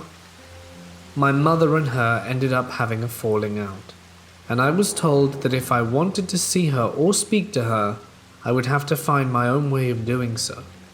But as far as my mother was concerned, she was dead to our family. Still to this day I have no idea what their falling out was over. Now there's a whole lot to be covered between the time period of 13 to 18. The strangest of them all was at 15 I had to have an emergency neck surgery. A mass had appeared and started cutting off blood flow to my brain. If I hadn't have gone to the hospital for my neck being sore, I could certainly have died. Fast forward to Mother's Day 2011. I'm 18 at the time. Every 4 years or so, my grandmother's birthday would fall on Mother's Day, and did so on that day. I hadn't talked to her for a few years at that point, since I wasn't allowed to use the house phone to contact her, and for the longest time no one would give me her phone number. So I got her number and called her, and the conversation went like this. Hey Grandma, it's me. I just wanted to call you to wish you a happy birthday and Mother's Day. Do you have anything special going on? Oh goodness, I thought I'd never get to speak to you again. I'm surprised that bitch mother of yours let you call me. Yeah, I'm sorry I haven't called sooner, but I've really missed you, Grandma. How would you feel about me making a trip up there to see you soon? Oh, that would be wonderful. We can finally talk about all the things your mother has been hiding from you. She's been lying to you your whole life about who you really are. Don't deny it. Embrace it. You need to confront your mother and demand she tell you what she's been keeping from you. Oh, okay, Gran. So, what do you think of me coming to see you soon? I'd really like to catch up with you. I've missed you so much. Do you think you'd come to my high school graduation next month? Yes, you should definitely come see me. Can you come this next weekend? No, I don't think I can, but I'll try. After a very long silence, do you still have him? Who? The jester? Yeah, I do. Why? Bring him with you. Oh, alright, Grandma. Well, I'll have to go soon because I'm making dinner tonight. But I love you, and I'll call you again soon. I attempted to call her again a few weeks later to see if she could attend my graduation. She didn't answer. My other phone calls over the next few months were unanswered as well. She died that December. Which brings me to my whole point of this post. The doll she gave me I've had for 10 years now. I've had a lot of unexplainable experiences I'd prefer to keep private, but I'd be willing to share those more on a one-to-one basis if they could possibly help. But as far as the noticeable activity that I and my partner witnessed are as follows. Night terrors start. If it's not in our bedroom or sleeping space, like the absolute worst I've ever had. Things go missing and turn up in places they should not have been in. It will go through months of sitting alone on a shelf, not being wound or played, but will constantly play single notes or small parts of the song. And then there's our new dog. He can't stand it. He will wake up from a dead sleep and start blinking and growling like crazy at it. I have a video of him doing so. I have depression and think back to when I first started to feel the way I do. It was around the time the doll came into my life. I guess what I'm getting at is I need help, figuring out if there really is something going on or if I'm just crazy. Help to bring him and myself to peace again. There's a whole lot that I wanted to say but haven't been able to, and would be more than willing to talk to someone if they think they can help. And please, don't recommend Sage. You don't think I've tried that? When I was about 8, we moved into this rundown house, which I later found out that the entire area used to be a First Nation camp, but there was a huge landslide some 100 years ago, and so the entire area is pretty much houses and a baseball stadium built over an ancient burial ground, and doors would slam and my dad was thrown from the wall point to point. The basement was terrifying and had a chain lock on it, and while my mother was in the bath I decided to close the door since it creeped me out, but when I shut it, it slammed back open and hit me in the face violently. Those are just some of the examples from what happened in that house. And when we moved out, my dad and sister took down drywall in the basement and found satanic symbols all over the walls and an odd odor which had a passageway to hell written on it. So, turned out the previous tenants were Satan worshippers and the landlord knew, so we got the hell out of there. I know it sounds insane. It's insane to me too, but I think something attached itself to our family from that house. When I was 11, I was looking for my shoes when I opened a cupboard in the basement, and I felt someone breathe on my neck, and a male voice whisper, "Thank you," in my ear. That same year, my dad and I were in the kitchen at around 1 a.m., and he all of a sudden looked terrified as he's staring at nothing. I've never seen my dad so scared, and the room went cold. I'm not a religious person, but I started praying. That prayer that goes, "Our Father." My dad was turned away from me, and I was mouthing the words so he didn't know what I was saying. but he turned around after a few minutes and said, "I don't know what you said, but you saved us." And he refused to tell me what was there, and to this day refused to talk about what happened. He was crying and shaking, and it's the only time I've ever seen him like that. When he got his new apartment after him and my mother split up, I went to stay with him for a few days, and during that time we would hear weird noises and things would go missing everywhere. We were sitting in his kitchen facing the stove since we heard a noise, and right in front of our eyes we watched as the salt shakers went flying off the stove. For some reason, nothing paranormal ever happens around my mother, just around myself and my father and older sister. I'm 17 and my sister is 26, and like my mum, my 9-year-old brother has not had a thing happen to him either.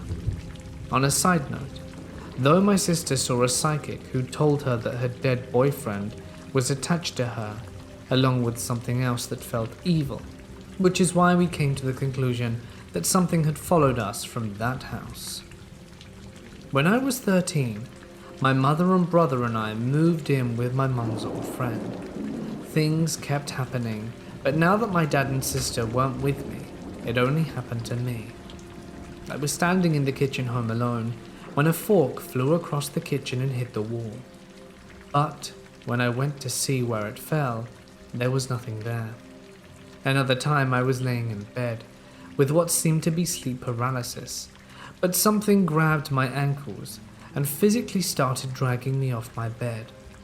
By the time I could move, I was almost completely falling off the bottom of the bed, and I in no way could have moved myself down there as I had zero control over my limbs. When I was 15, we moved into my current house, my mother, brother and I, and things were quiet for a while. Every time we move, it seems like things would calm down before resuming. Honestly, my theory is that every time we move, these entities have to find us again.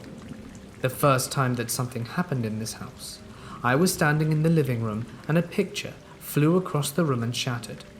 When my mum and brother are out, someone will play the piano at 3 a.m. And I know for a fact it isn't my cats, since it's usually two-handed melodies that last anywhere from 30 seconds to 2 minutes. Here's the part that confirmed my theory, at least to me, that something had followed us. I was laying in bed not trying to sleep, but I had the lights off and my eyes closed from a headache, when I felt someone breathing on me and heard a voice whisper, "It's mine." But it was the same voice that spoke to me before I was 11. I would recognize it anywhere. I freaked out and placed cups of salt in various places in my room, along with different crystals given to me by my mother, an Aboriginal friend. Now, look, this next part I'm not proud of. I knew I was insanely stupid, but on my part I'm a kid, and kids do dumb things. A while after I heard the voice, I went to a bonfire and was drinking, though only coolers, as at a max it was around 3, and I was not drunk. So I went to my friend's house to sleep. She is First Nation and communicates with spirits through a Ouija board. Her and my other friends wanted us to use one of them, and I stupidly agreed. It answered us, and I can't remember what exactly was said, but I do remember her asking, "Do you like Allison?" So me, and the board said no, and then yes when asked again. But around this time my chest became very constricted and I found it hard to breathe. I was hyperventilating and crying, and felt like I couldn't get any air into my lungs. They told me I was freezing cold, and my pupils weren't responsive. They ended up calling the ambulance, who ruled it as a panic attack. But the thing is, while I do experience panic attacks and pretty bad anxiety, my panic attacks are widely different than that, and I was completely calm and not anxious whatsoever. So that leads us to what happened a few days ago, and I'm pretty worried that the Ouija board may cause this to get worse. So ever since I put salt in my room, nothing paranormal has happened in my bedroom. and so I began to feel safe in here, which I guess I shouldn't have let myself fall into that false security. I was sitting on my bed, my headboard against my window, and I have my blinds closed and a blanket over my headboard so that no one could look into my room, when I heard something tap against the window. I heard it for a few minutes, so I turned around and saw out the window. At first I saw nothing, but then there was something pressed up against the glass in the shape of a head. My light was on, so I couldn't make out any features, but it seemed as though they were wearing a hood, and that it was hiding its face from me. I thought it was someone trying to break in, so I started screaming, and we called 911. The police came and brought us outside to show us that there were no footprints in the snow whatsoever. Not to mention my window is too high for someone to be face level with without a ladder or chair. So what else could it be other than paranormal? I know what I saw. I stared this thing down for at least 10 to 15 seconds as I was frozen with fear. My mum called her First Nation friend who was going to come and smudge our house in a few days for us. But other than that, I don't know what else to do. I'm terrified, looking over my shoulder constantly and having to look out my window to make sure nothing else happens out there. If anyone has any advice or idea of what is happening, please help. I know this sounds crazy, but it's the truth. A number of years ago, me and my boyfriend went on holiday to Mexico.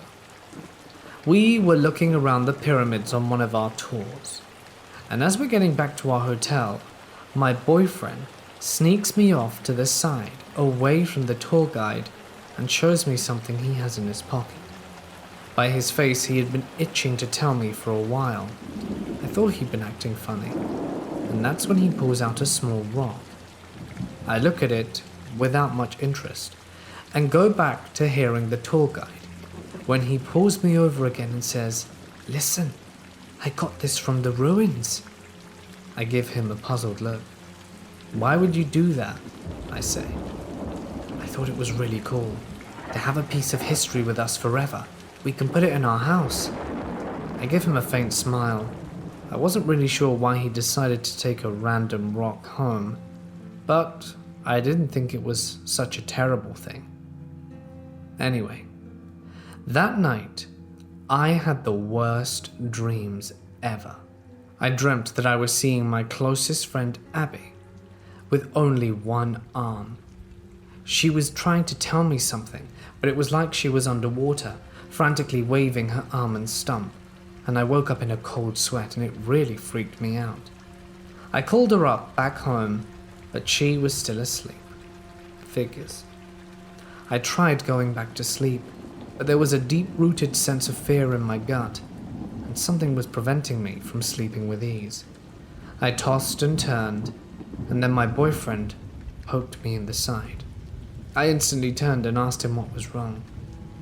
He said he had a horrible dream that my friend Abby only had one arm.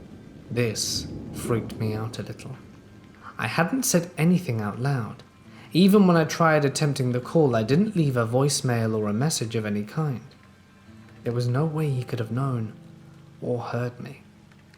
I brushed this off as a simple coincidence, but for the next 3 nights I didn't sleep well, and a general feeling of unease overcame me. We had a few days left of the holiday still, and one afternoon, as I was sitting up in my room waiting for room service as I wasn't feeling all that well, did I see a shadow, about half the size of a normal person, dart from our bed to the bathroom. I was reading a book at the time, and I just about crapped myself. I don't move, feeling completely vulnerable. I just stare at the corner where it went towards the bathroom and listen and wait. Minutes pass, and with trepidation, I scoop myself off the bed and look past the corner. There's nothing there, no one to be alarmed about, and I start to get scared. That's when I see the rock my boyfriend took from the ruins.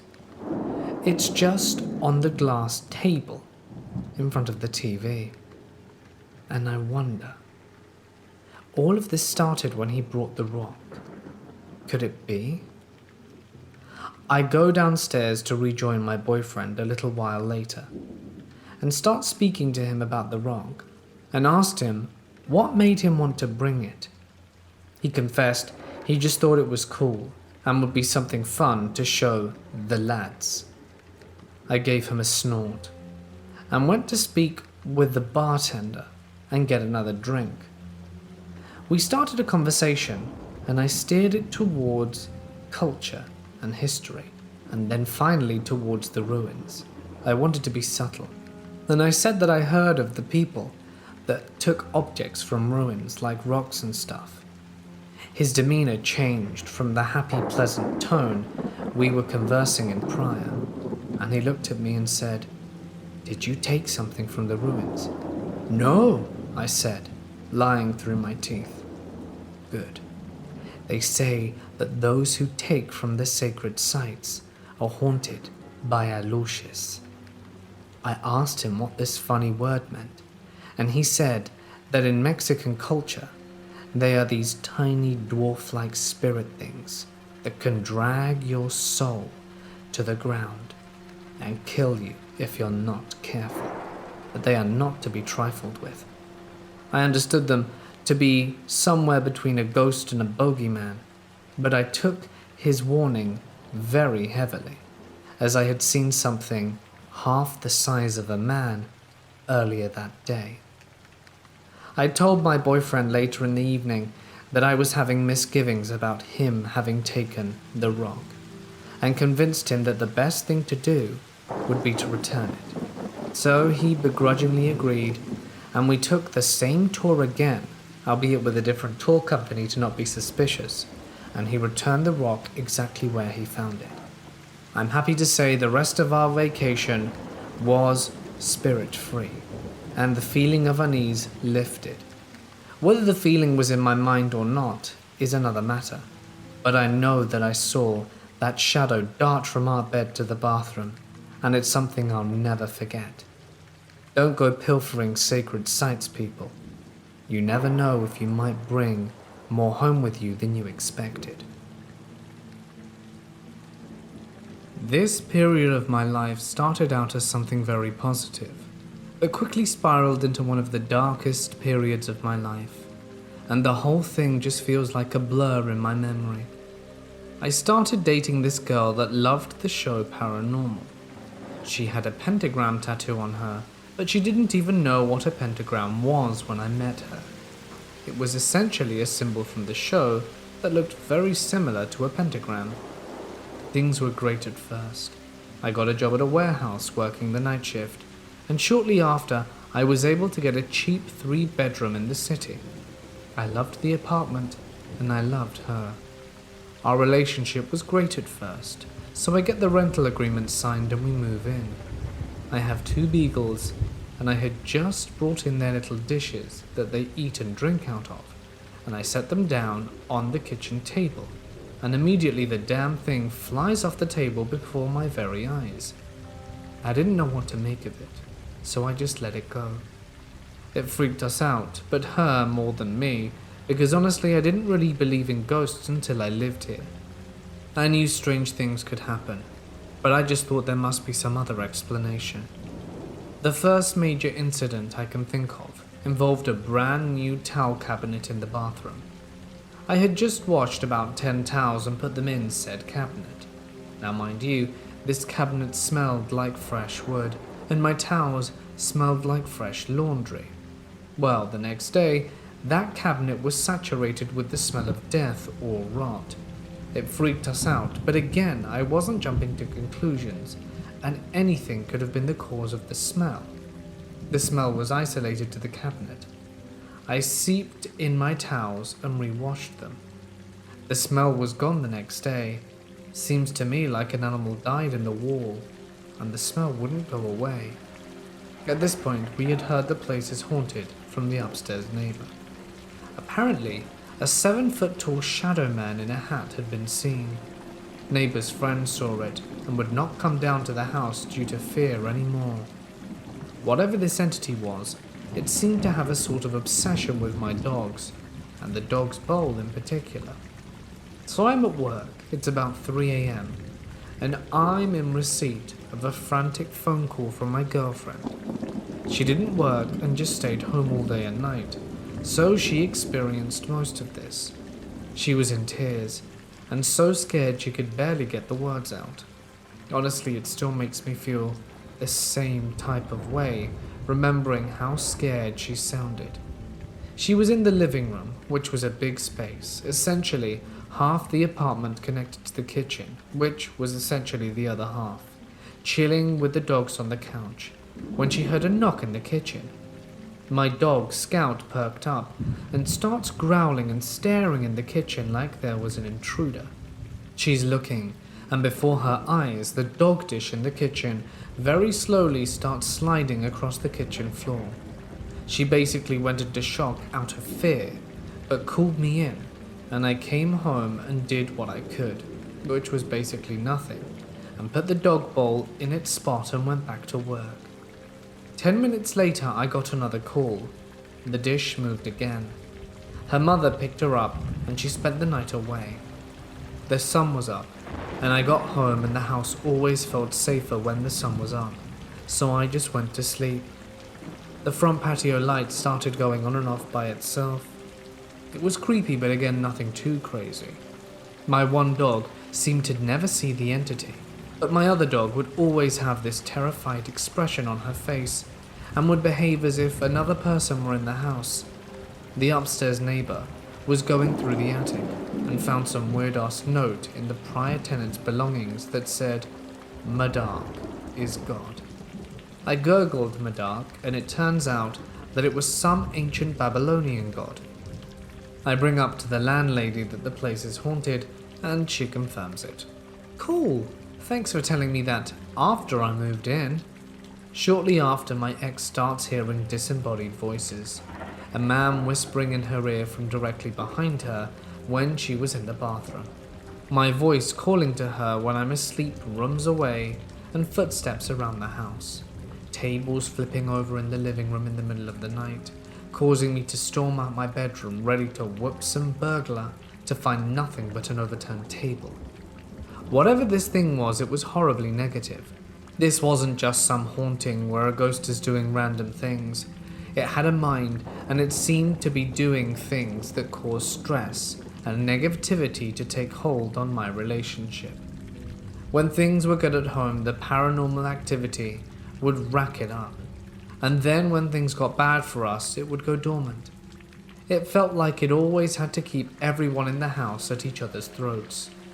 When I first moved in there, a moment didn't pass where it didn't feel like some unseen person was staring at me hard. I just always got that sensation, and it was unnerving. So then the nightmares and scratches started for me, every single night. I would have horrible, horrible night terrors, violent dreams filled with people I loved dying, and people in general being hurt. I would wake up with long red scratches all over my body, and would constantly wake up pouring sweat and calling out because the dreams were so intense. I honestly can't remember the last time I had a nightmare before I moved into this place, and thankfully, now that I have moved out, the nightmares have stopped. Fast forward a little bit, and I have a meeting for work that I can't miss. I plan to leave an hour earlier just to be safe, except my keys had vanished. I look for them, and it starts to get closer to start shift, and I'm panicking. I never lose my keys, and at this point, I'm ripping the place apart, ripped the cushions off the couch and can't find them. I left the place a bit of a mess, and got the neighbor to drive me to work. She picked up the cushions, put them back, and went to the bathroom. Heard a bang, and went out to see my keys neatly placed in the center of the couch cushion, which she had just put back. It was unreal. This told me this thing was calculating, and at this point I knew it was actually trying to harm me. If I didn't make it to work, I would have lost my job, and it somehow chose this one day of all to do this. unreal. Now I want to mention this because it fits the whole trend of the house attracting and fueling negative energy. The upstairs neighbor was this chick. Not a bad girl, but she had this deadbeat boyfriend that never worked and pretty much just laid around and did drugs 24/7 and mooched off her. Years ago, this guy had ended someone's life over the last hit of acid. It was ruled manslaughter, and he served his time and was released. And a week after we moved in, my girlfriend caught him peeping through our window at her. Creep. So come to find out that my neighbor on his left, his family owned the house he was in, the house we were in, and the house to the right. Apparently all three of them were haunted. So to make a long story short, my relationship spiraled out of control. She left me, it had become toxic, and was for the best, and I don't blame her for anything. I have to accept that I messed things up, but that house added that last bit of stress on top of real life stress that pushed it all over the edge. I believe the entity fueled the flames when things were good, and would go dormant when things were bad. There really is a lot more to tell you about that place, but in all, it certainly wasn't a good place to live. I work for a non-profit that helps mentally and physically disabled people live fulfilling lives. John and Chris are brothers. I work for the same company as Chris, but at a different house. There are several houses around the city and bordering area. He works at one that houses children. Only children. 4 of them, I believe. His story begins on a graveyard shift, which he was working with one co-worker, a middle-aged woman. The house has alarms on the doors and windows, which are alarmed during the night, to let them know if any kids are trying to leave when they shouldn't be. Chris was downstairs in the office. His co-worker was upstairs cleaning. Suddenly, all the alarms in the house went off, every door and window. He sprang up, assuming the clients were planning a mass breakout, as he would later refer to it. He yelled to his co-worker to head out one door, and he went out the other, frantically looking for whoever was outside. He saw one client standing beneath a tree, but not apparently in a hurry. He thought he recognized the client to be someone called Barry. "Barry, head back inside," he said, or something to that effect. He continued searching for the other clients, but after running around in a panic, found no one. He gave up and headed inside to reconvene with his co-worker. He said he found Barry, but no one else. She stunned him when she revealed that everyone was inside, having never left, including Barry. He said she must be mistaken. He was outside a big tree in the backyard. She wore her fear on her face when he insisted this. She explained how what he saw was in fact what staff of the house refer to as white dress, a ghostly woman wearing all white that seems to reside on the property and is often seen under that tree. Needless to say, he was surprised and confused and definitely creeped out. But the story doesn't end there. Sometime later, a client from another home, whom Chris was very close to, sadly died. He was sick for a while, and Chris was present for his final breaths in the hospital. He was wheelchair bound when he was alive, and later a client at the white dress home needed a wheelchair, temporarily while recovering from a slip and fall accident. They brought the wheelchair that used to belong to Kieran, and right away Barry began fixating on it. When it was no longer in use, Barry would take it for his own enjoyment. Staff took note of this and couldn't explain why he loved it so much. He would take it outside to a small hill, push it down the hill empty, and then return it to the top and do it over and over again. Barry is non-verbal, in that he can't speak with spoken language, but he does understand speech and communicates using gestures. One useful gesture has him select staff's left or right hand in a sort of this or that conversation. For example, he could hold out my hand and say, "Barry, do you want tacos for dinner tonight?" and identify it as left-hand option. Or do you want burgers for dinner tonight? Right hand. And then he would choose. He also had a tick where he would hold his palm up to his face very close and sort of mumble into it. This is actually what Chris thought he saw when White Dress was under the tree. He thought Barry was there doing that. This is important because Barry would often do this gesture when he played with the wheelchair.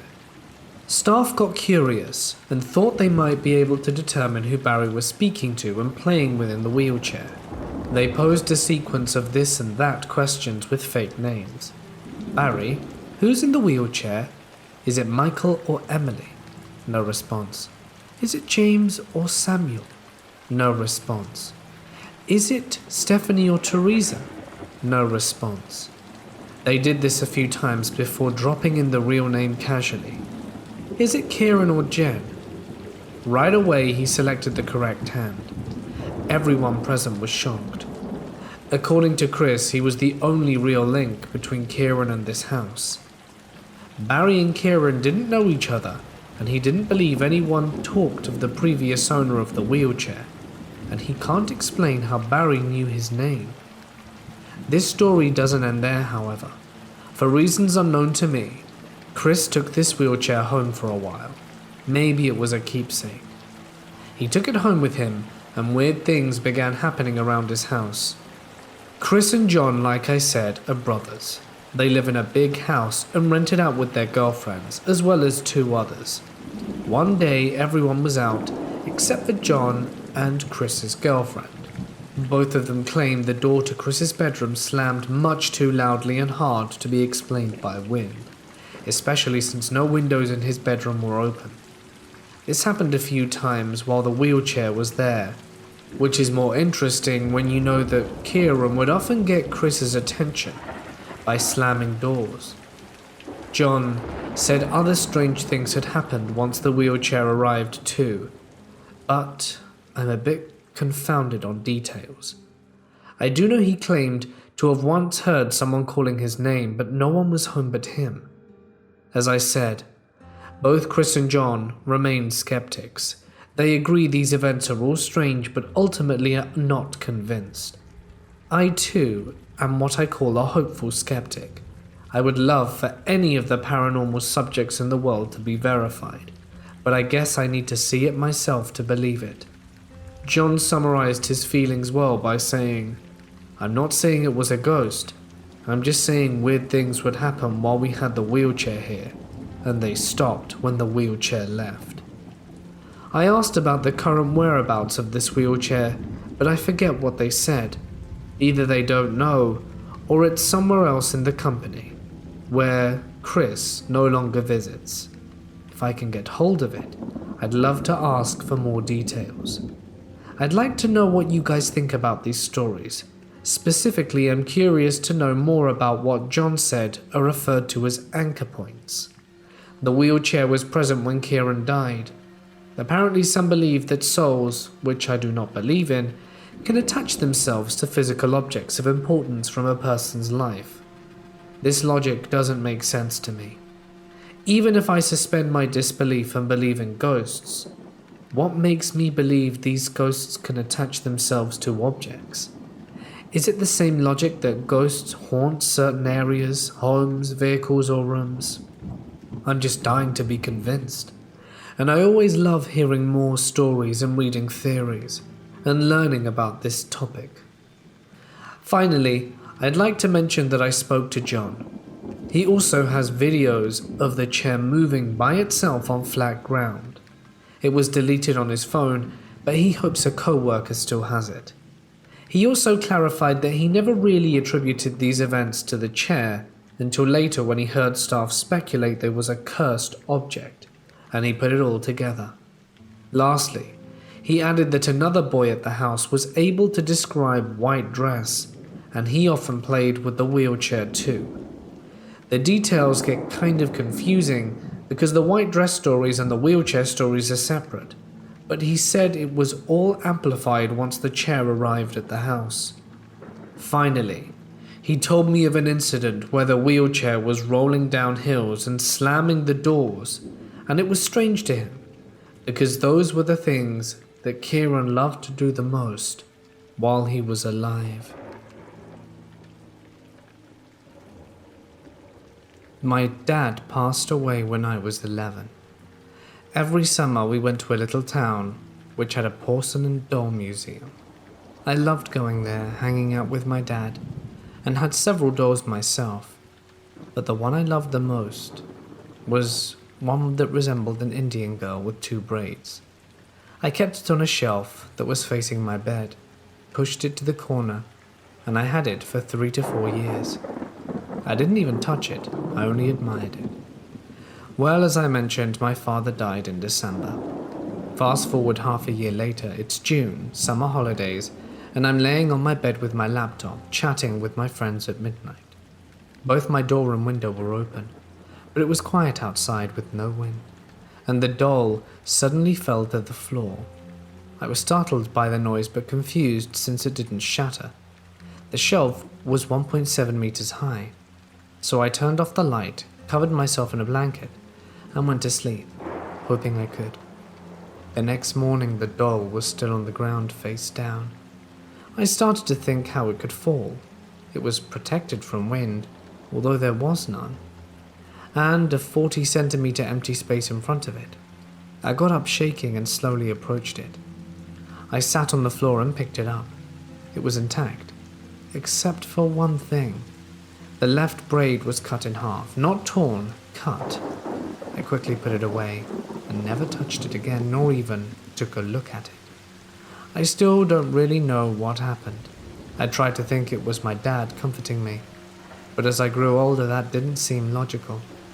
Why would my dad, who loved me the most, try to hurt my favorite doll? When I was little, my dad told me that our house used to be owned by what he thought was a cult.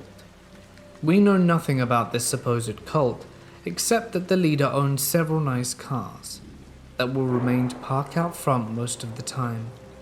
All of the windows were boarded up, and each of the bedrooms had at least 2 bunks in them. I'm not sure if this cult is real or not, and my dad could have just told me that to scare me, but nevertheless, that got me thinking the house might be haunted. This could be chalked up to my brain interpreting meaningless noise into something with meaning. But I was little, and would often hear my name called, even though I was the only one home or awake at the time, which I thought was evidence of a ghost. Fast forward to 2013.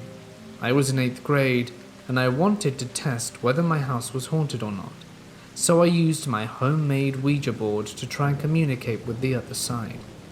I asked if anything was there, and the shot glass that served as the triangle thing that types what the message says moved to yes. I asked their name, and it moved to R and stopped, and I was left with the impression that its name was Rebecca. I asked if they were in the cult, and it didn't move. I knew I asked some more simple questions, and I forgot what exactly they were, but I was left with the impression that I was generally friendly, and I moved the shot glass to goodbye.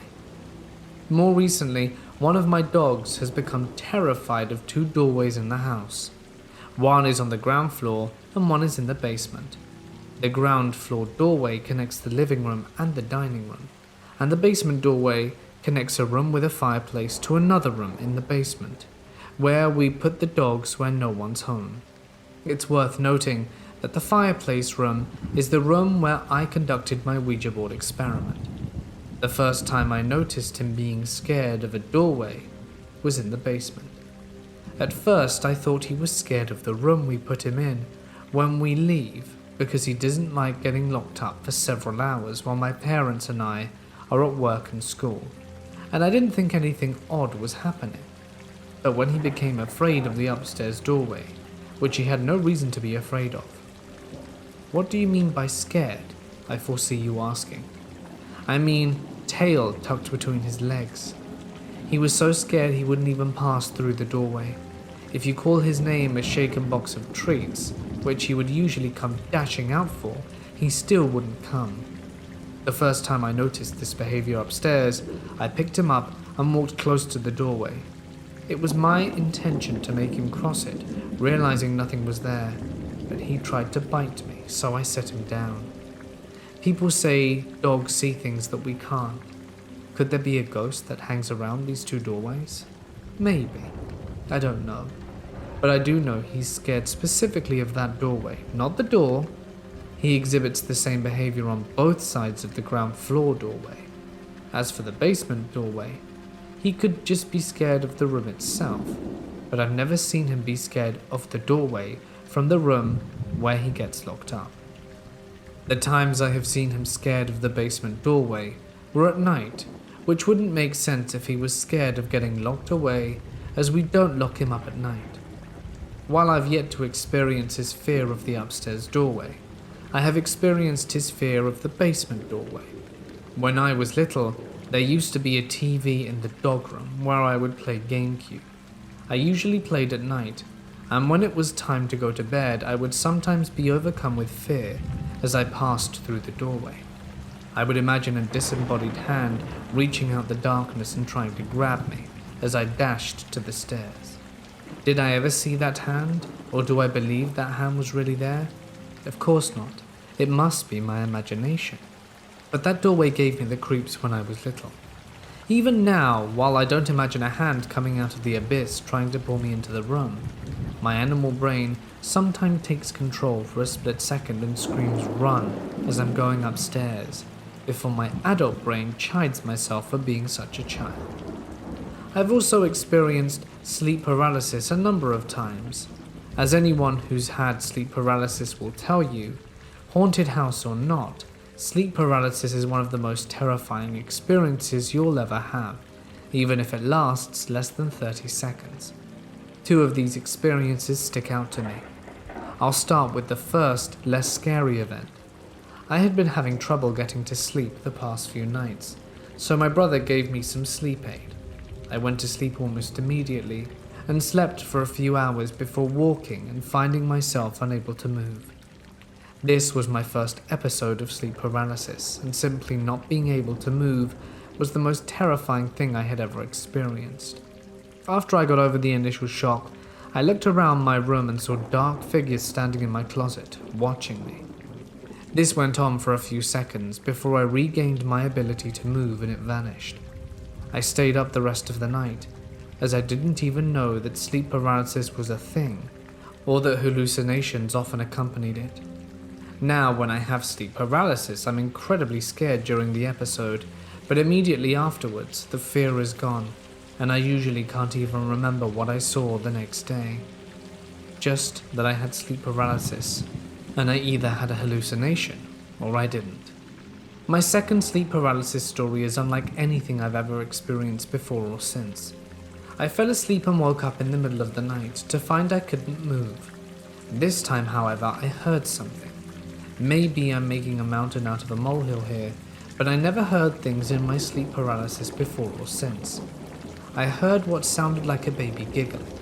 Think of the cheesiest evil child giggling sound effect from a low-budget movie you've ever heard, and that's what I heard. And it only gets worse.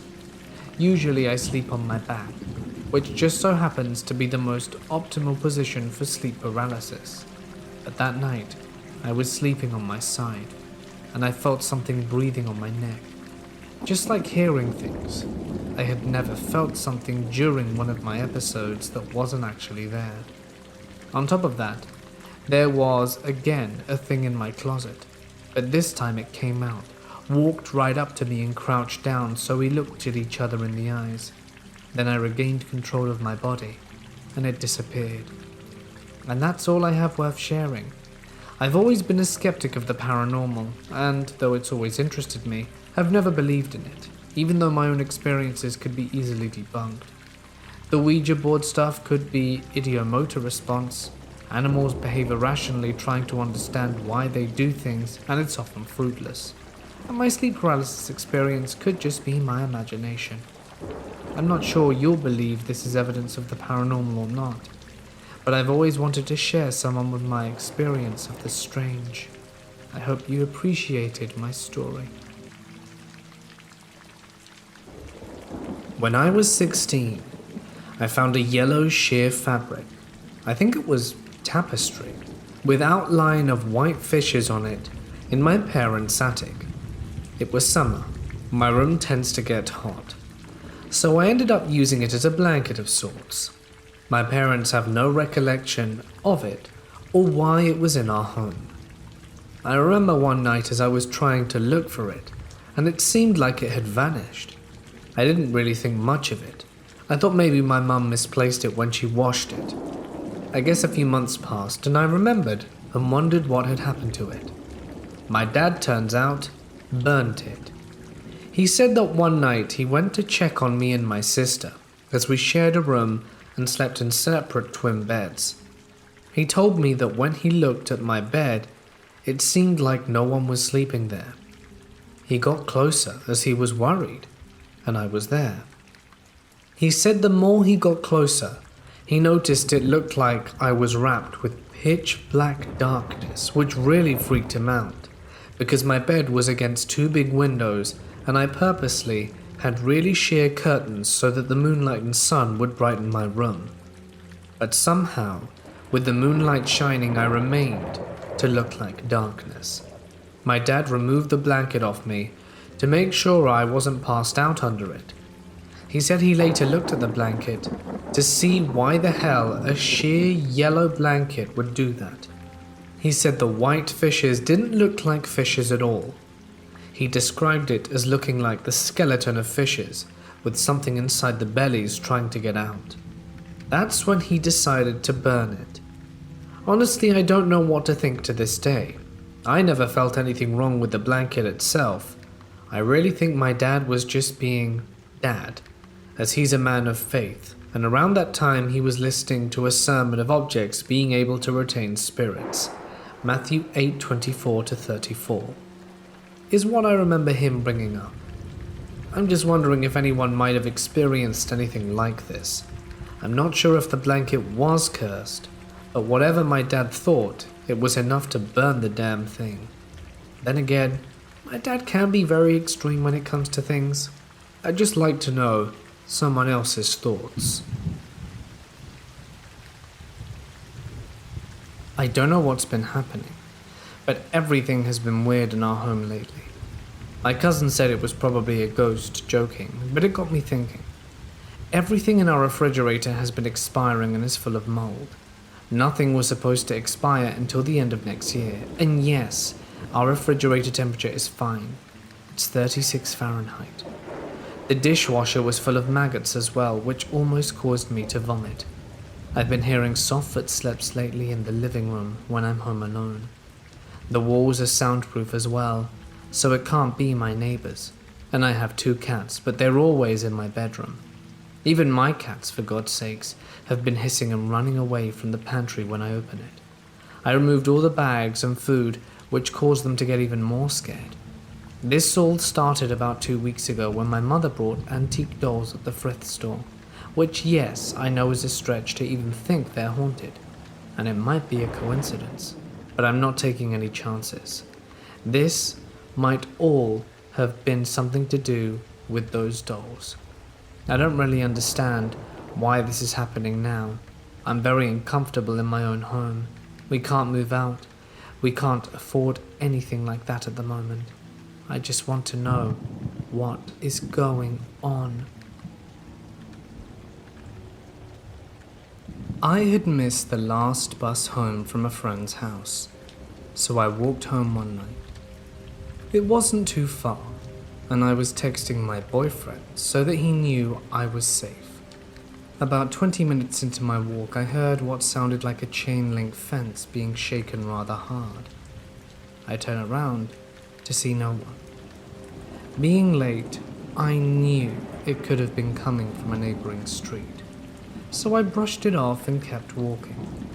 Not even 5 minutes later, I felt something like small pebbles hitting me in the back. I turned around, and again there was no one there. A month later, I had gone home sick from work one night. It was around 10 p.m, and I was lying on my bed watching YouTube videos when I felt a cat jump up. Suddenly I remembered that both our cats had been let out.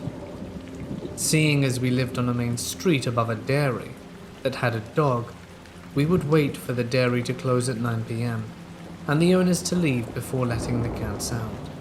Simply so they didn't have to deal with heavy traffic, seeing as we had moved from a very quiet suburb. It meant they wouldn't get spooked and freeze in the middle of the road, especially seeing as we knew that the street was prone to traffic accidents. Sure enough, there was no cat on the bed, even though I could still feel one walking across the mattress. I later told my boyfriend, who shrugged it off. And later that night, I went to the bathroom on top of the cistern, and there was a small candelabra and the air freshener. Now, they had both sat on top of it for months at this stage without any issue. However, as I went to flush, I watched the air freshener bottle slide across the cistern and balance precariously with the majority of the bottle hanging over the end, and then go crashing to the ground. I replaced it, walked out of the bathroom, and stood in the hallway swearing to myself. My boyfriend had just gone to bed, so I let him have room to sleep. I sat at the computer, and after maybe an hour, my backpack, which had sat in the same place for a few weeks, again, without any problem, and which had not been touched for or since, fell over and spilled its contents across the floor. The odd thing about this is that it fell opposite to the angle that it should have been leaning. Around 3:30, my boyfriend went to the bathroom. I heard the distinct thud and then him swearing, as I had done previously. He came back into the bedroom, ashen face, and he said, "I believe you now." Next morning I was preparing to leave. I heard a loud exhale from over my shoulder. I was alone, and for once I didn't have music playing. That night I had finished work and done grocery shopping, and it wasn't until I was letting myself into the house that I realized I had forgotten to buy a light bulb for the hallway. As I went to go around the corner to the kitchen, I kicked something rather solid but soft. I quickly dumped the bags and flicked on the kitchen light to find out which cat I had kicked to apologize. And I saw no cat, but heard a meow from my bedroom. As I turned around, I see both cats come out of it. Now, before you jump to conclusions, after nearly a year of only going outside at night, the cats have become rather plump and lazy. If either of them had run away from me, I would have heard their little feet scamper down the hall. They came and rubbed against me, and then meowed to be let outside, which is obviously not behavior if you've just been stepped on. So I did that, put the groceries away, then went to tell my head tenant what had happened over the last 24 hours or so. I've been haunted before, and I knew that that was a lot of activity for something that had just started. Early hours of the next morning, I got up to use the loo, and when I went back to the bedroom, my boyfriend was freaking out. He said he thought I was still in bed, as he could feel someone laying next to him. He also had very bad dreams that night, but couldn't remember them well enough in the morning to tell me. The next day, I was getting ready for work. We had a staircase from the front door to the actual livable part of the flat. I knew that the same flatmate was asleep, as she'd only been out late the night before. My boyfriend was at work, and we were the other two flatmates. I suddenly heard 3 sharp raps on the wall. I knew it came from the inside stairwell. The only problem was that for anyone to reach that part of the wall, they would either have to not be touching the floor somehow, or at least be 7 feet tall. This woke up the head tenant, who came to ask me what the hell I was doing, as the sound had awoken her. I told her where the sound had come from. She apologized, and then said that she was going to make some warding sigils for the house, since she was a practicing Wiccan. And no, it wasn't something that she had summoned during the ritual, as she hadn't done anything for about a month at that point. About a week later, I was playing with one of the cats in the hallway, when I heard something scrape across the bathroom floor. Even the cat seemed freaked out by the noise.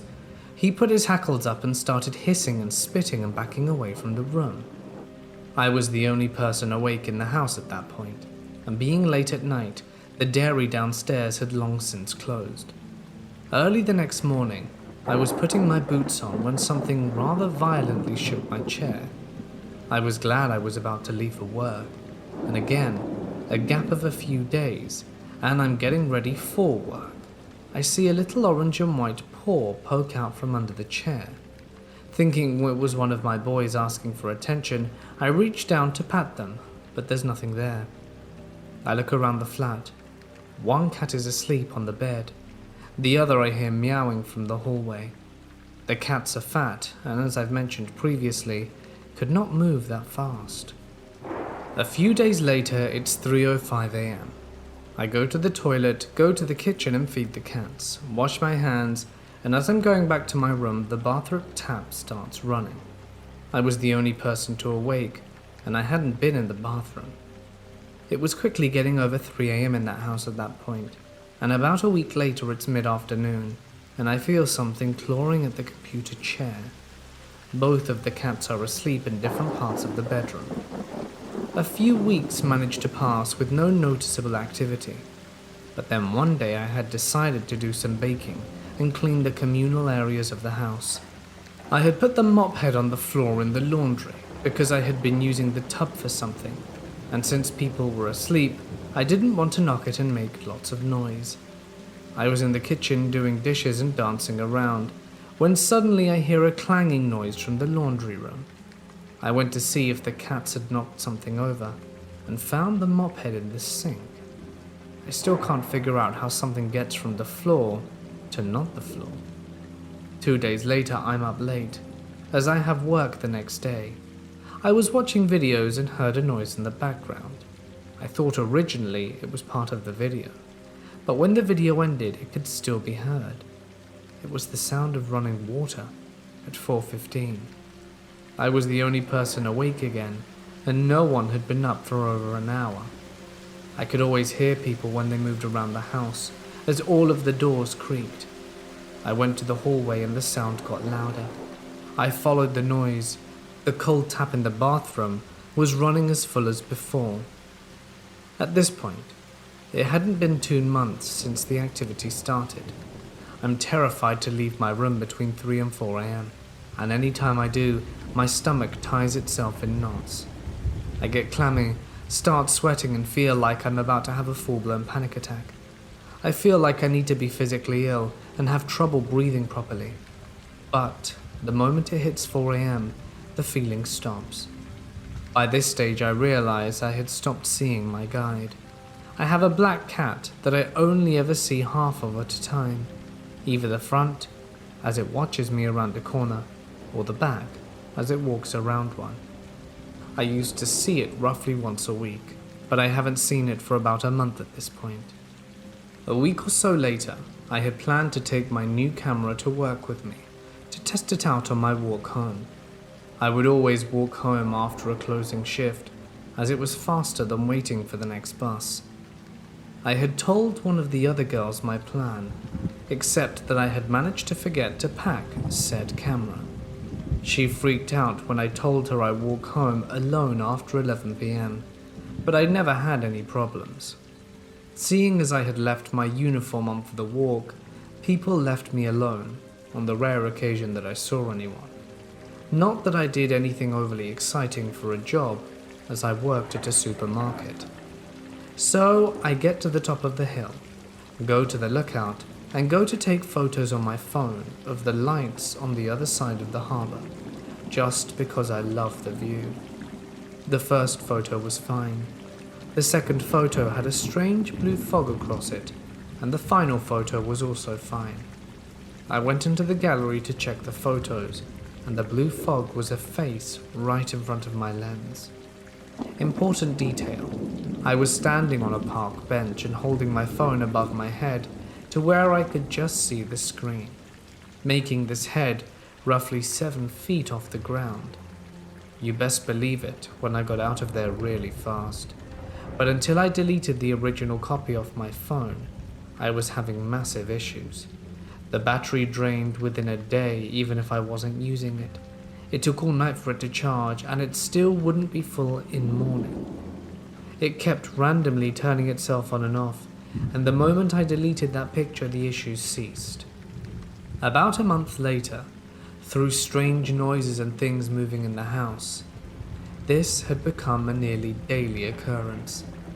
I was at my friend's place this one time, and we were having a few drinks. Everyone else was around the table, but I had gotten up to refill my drink. I was roughly 2 meters away from everyone when I felt something tugging the back of my jersey.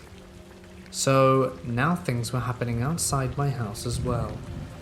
A few months later, my wicker flatmate had tried warding runes, saging and rituals to cleanse the house, as all flatmates are noticing strange things happening at this stage. I had gone to my sister's house for her daughter's first birthday, and I had spoken to her previously about what had been going on. But even though she is a very skilled medium, something was blocking her from seeing what was causing the issues. Thankfully, our uncle, who was even more skilled, was there.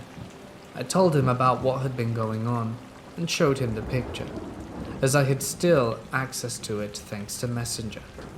At the same time, my sister was having issues in her place to do with our Nan's old man room, and her elder daughter no longer wanting to sleep in her room at night because of something watching her from it.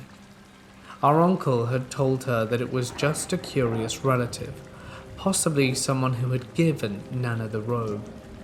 But as soon as he saw the photo, his exact words to me were, "You need to get rid of it as quick as possible.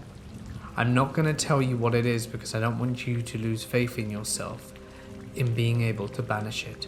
But you need to be stronger than you have ever been to do this." This scared me more than I had thought possible, because he didn't want to tell me what it was, or rather than who they were. But believe you me, between my flatmate and I, we had done everything we could to cleanse the house to rid ourselves of this thing.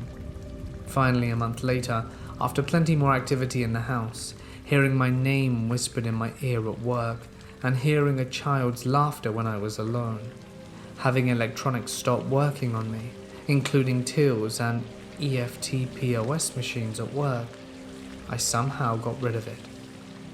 I moved house not long after. It was like a breath of fresh air. I wonder how long it would take for something else to attach itself to me. It seems now to be a running theme in my life. I was going to my sister's graduation in Binghamton University, and my family rented out a well-priced Airbnb for 2 nights. The only one that had 5 bedrooms, because extended Chinese family. It was a Victorian-era house, completely decked out with Victorian American aesthetics, trinkets, paintings of serious children, photos of even more serious children, ornate floral wallpaper and dolls. Many dolls. We were picking up bedrooms, and no one in my family wanted the room with the creepy dolls. I'm not superstitious, and I didn't see the room, and I didn't understand the gravity of the situation. So I was like, sure, I'll take the room with the dolls. You see where this is going. As midnight approached, I got tired, even after being energized by a tiny bite of baklava and an espresso.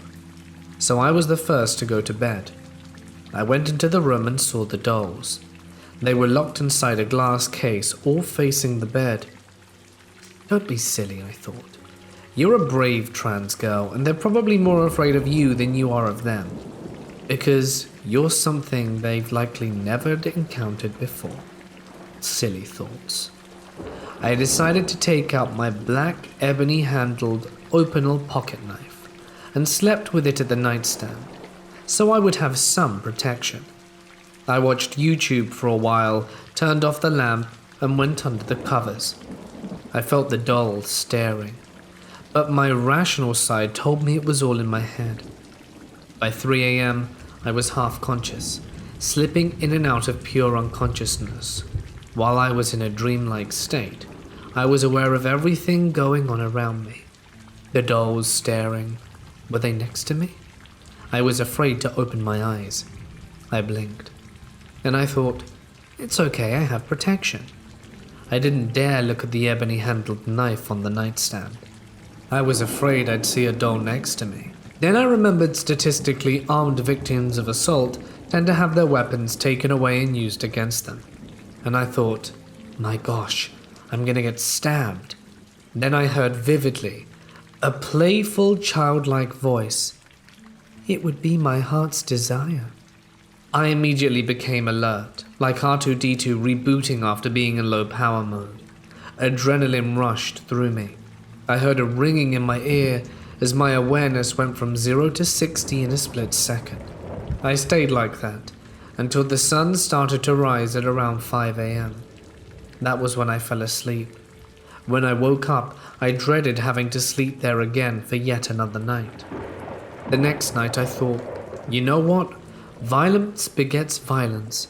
So I slept with my pocket knife in my bag instead, and I fell asleep and slept through the night. We were in my daughter's room going through the whole bedtime routine. My wife sat on the bed brushing my daughter's hair to put it in a braid, while I stood around waiting to tuck her in and say goodnight. While waiting, I commented on a collectible 2010 holiday Barbie doll, still boxed, that was given to my daughter by our neighbor. I was curious to know if she had taken it out of the box, and my wife replied that yes, she did because dolls are meant to be played with. To that comment, I mentioned to my daughter that both her mother and I had collectible dolls tucked away in our closet, each of them still in boxes and never opened.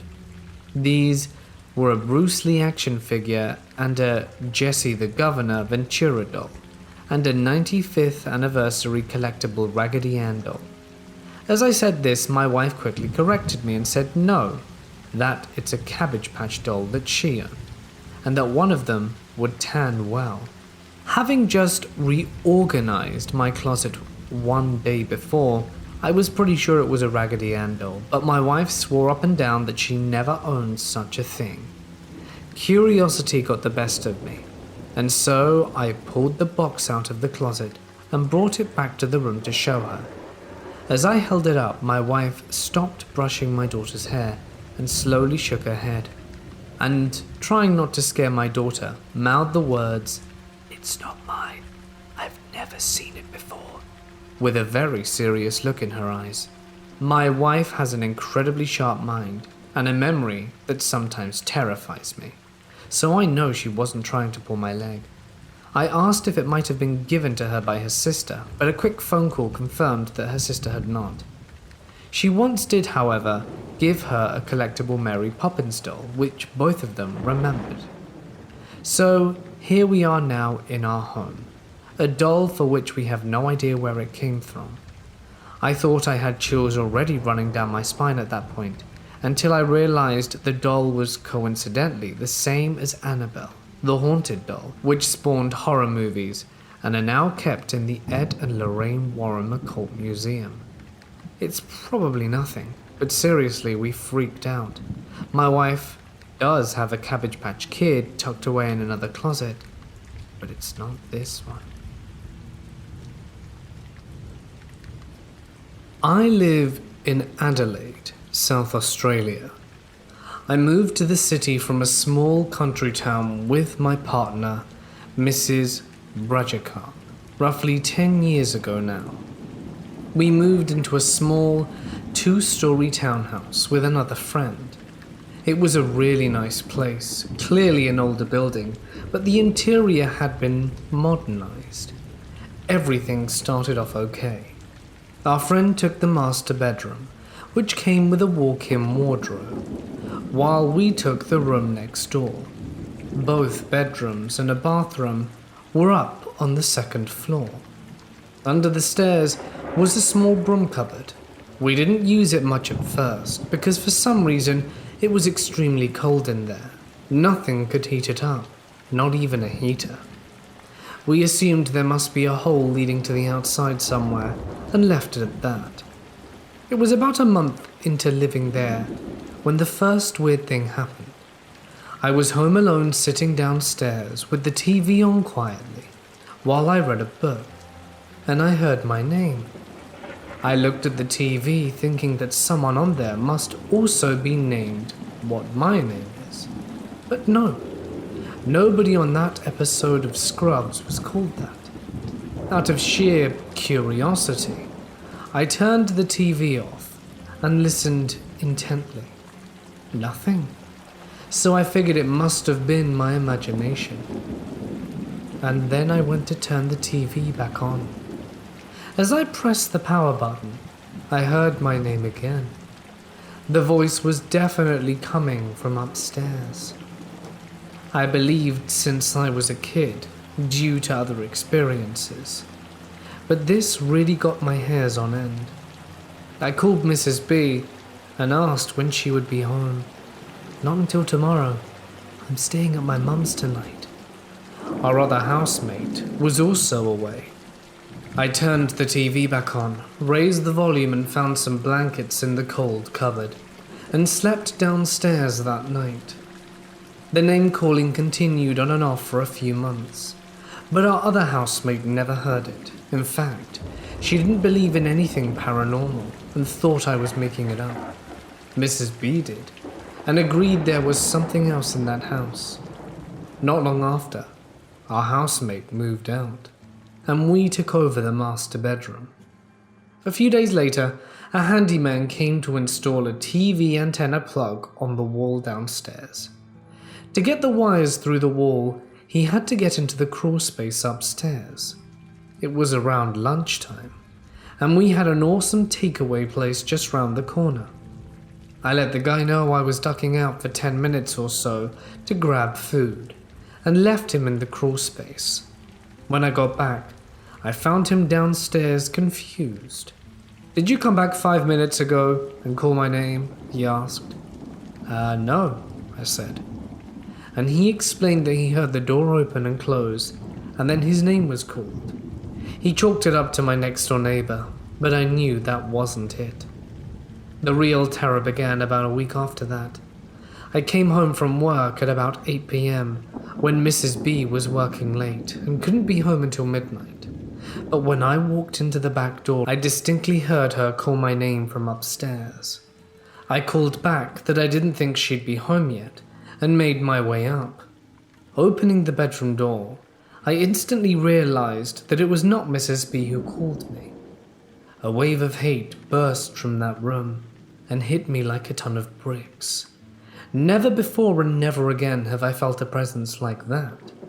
Whatever the hell it was, it didn't like me at all. I quickly got changed and took a look around the room.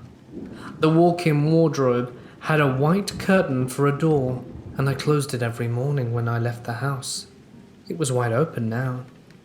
I raced back downstairs, left the house, and went to the pub. I met Mrs. B at home when she finished, and told her what happened. She didn't believe me at first, but when she saw how terrified I was of our room, she realized I wasn't lying. The hate in the room was gone, but I could still feel something. We went to bed, and I closed the curtain, and I swear I could feel eyes on me. I slept on the side of the bed furthest away from it, and in the morning the curtain was open. We lived in that house for a few more months, and I never experienced this hate in that same sensation again, until our final day in the house. But there was still something there, something that didn't want me. I put all my clothes in the spare room, so I wouldn't have to go into the walk-in wardrobe, because that's where, whatever it was, felt strongest to me. It was also the location of the crawl space hatch. Friends have heard the voices calling out sometimes, but no one else felt the presence like I did. The day we moved out, I was the last one there. As I was checking over all the rooms and locks for the last time, I heard my name. I shivered but ignored it this time and kept doing what I had to do. I checked the last lock and walked out of the house for the last time. I got into my car, looked up at the master bedroom window, and I swear without a doubt, there was a woman up there glaring at me. That feeling of pure hatred hit me for the last time, and I floored it out of that street and never looked back. Mrs. B to this day doesn't believe me about that because she didn't see it. I can appreciate the need of seeing to believe, but I know what I saw, and I hope I never see it again. I used to own many dolls and stuffed animals, as most 7-year-olds would. I believed in magic and had a huge fantasy. I even believed my dolls could move and do stuff when I wasn't watching, like in Toy Story. I always wanted to see my dolls move, but unfortunately never saw it. One day, my mother gave me a bowl of mashed potatoes and a glass of water. I went upstairs to my room and decided to have a nice meal with my dolls. I got some plastic bowls and spoons and put mashed potatoes in their bowls. I was hoping they would actually eat it. I had this one old-fashioned doll my grandma gave me, called Mary. I put the spoonful of mashed potatoes in her mouth and waited for her to eat it. Of course, nothing happened. After a few minutes, I wanted to go to the toilet, and before I left, I looked at my dolls and said, "When I get back, I want all the bowls to be empty," in a strict tone. So I did my thing, went back upstairs since we only had one toilet which was downstairs, and when I got back to the seat, the bowls were unfortunately still full, which meant the dolls hadn't eaten a thing. But when I looked at Mary's bowl, it was empty. I was kind of shocked. I looked at Mary and her mouth was dirty, as if she had been eating it in a messy way. I rushed downstairs to my sister and mother and asked them if they had fed the doll, because the bowl was empty. They both said no and swore on their lives. "Maybe your mashed potatoes fed it to the doll," one of them said. But since I believed in magic, I was just happy about it. This wasn't the last time I saw Mary acting unusual. One time I put her on my bed before I went on vacation to Morocco, and after 6 weeks, when I arrived back to the Netherlands, I saw that Mary wasn't sitting on my bed anymore. Instead, she was sitting on my trash can and her body faced the wall, but her head was turned 90 degrees so that her head was facing me. My mother said, "You must have put her there before we left and you just forgot." That was weird. It wasn't the last time she did anything unusual. In 6th grade, I went camping with my class and took Mary with me. We made a huge fire while we were eating marshmallows. I took my doll out the bag and threw her in the fire. Everyone was confused, so I explained the paranormal experiences I had with Mary. And even though people didn't believe me and thought I was crazy, I was glad to be rid of her, and I'm glad I haven't seen her since that day. This story takes place when I lived on my old property. I was a little boy, maybe 8 or 9. You see, the cul-de-sac I lived in was a fairly nice neighborhood, nothing crazy. My room was across from my parents, just down a long hall and next to my sister's room. My brother and I shared rooms and a bunk bed. Everything was fine until my sister reached her teen angst phase. Then came the doll. It was a creepy-looking porcelain doll with a black tutu and had a punk rock kind of motif, and she loved it. She got it from her godmother, a woman we no longer speak to. My brother and my mum and I never liked the thing because it gave us the creeps, but hey, it was her doll. However, slowly but surely we began to see a change in her. She was beginning to become more reclusive and angry with my mother for no reason at all, and even cut herself in front of me once. Weird, yes, but nothing quite supernatural. Then she began to sleepwalk. At first we thought it was normal, maybe just stress from being a teenage girl, I don't know, but she started to creep me out.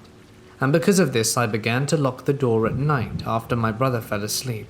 And on one of these nights I heard her get up from her bed and slowly walk.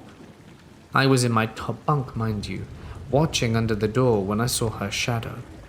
See, as my room is across from my parents', I couldn't tell if she was standing there in front of my room or my parents', but it was still very creepy, and she stood there for an unnatural amount of time.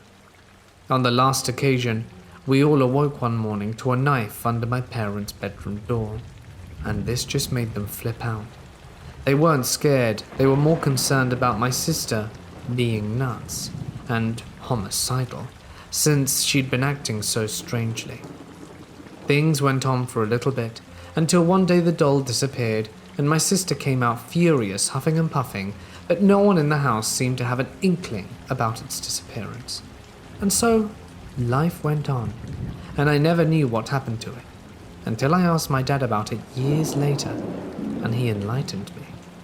It turns out that my godmother was heavily into black magic and Santeria, and had a deep hate for my mother over some petty squabble they had before my father and mother were married, and held a deep resentment for her. I guess firstborn females of the family is important in Santeria, and so when she saw an opportunity, she gave my sister that horrible doll we hated. But what actually happened to the doll was the funniest part. My mum is super religious, and I guess at some point she had soaked the doll in holy water and left it in the trash for the garbage man to take out to the dump the next day. Another funny thing, my sister never sleepwalked again. I grew up in a haunted house. It was a pretty old house. It still had horsehair insulation, that velvet damask wallpaper, dirt floor basement, crystal doorknobs, cubby holes that you would crawl from one room to another, and a really nice clawfoot tub, along with an awesome wood stove. It was big enough that it had a front and back staircase. The front staircase was really ornate, but the back staircase was basically just plywood.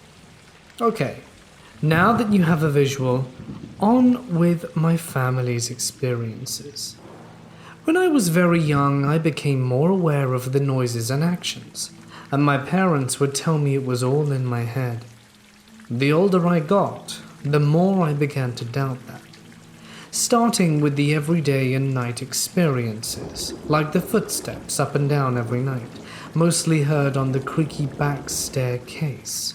Low knocks on the walls, taps on the windows, items moved or crashed on the floor, and the scariest was gentle scratching noises under my bed and feeling someone sit on my bed. I began wrapping my blankets over my head and blocking my ears with my fingers.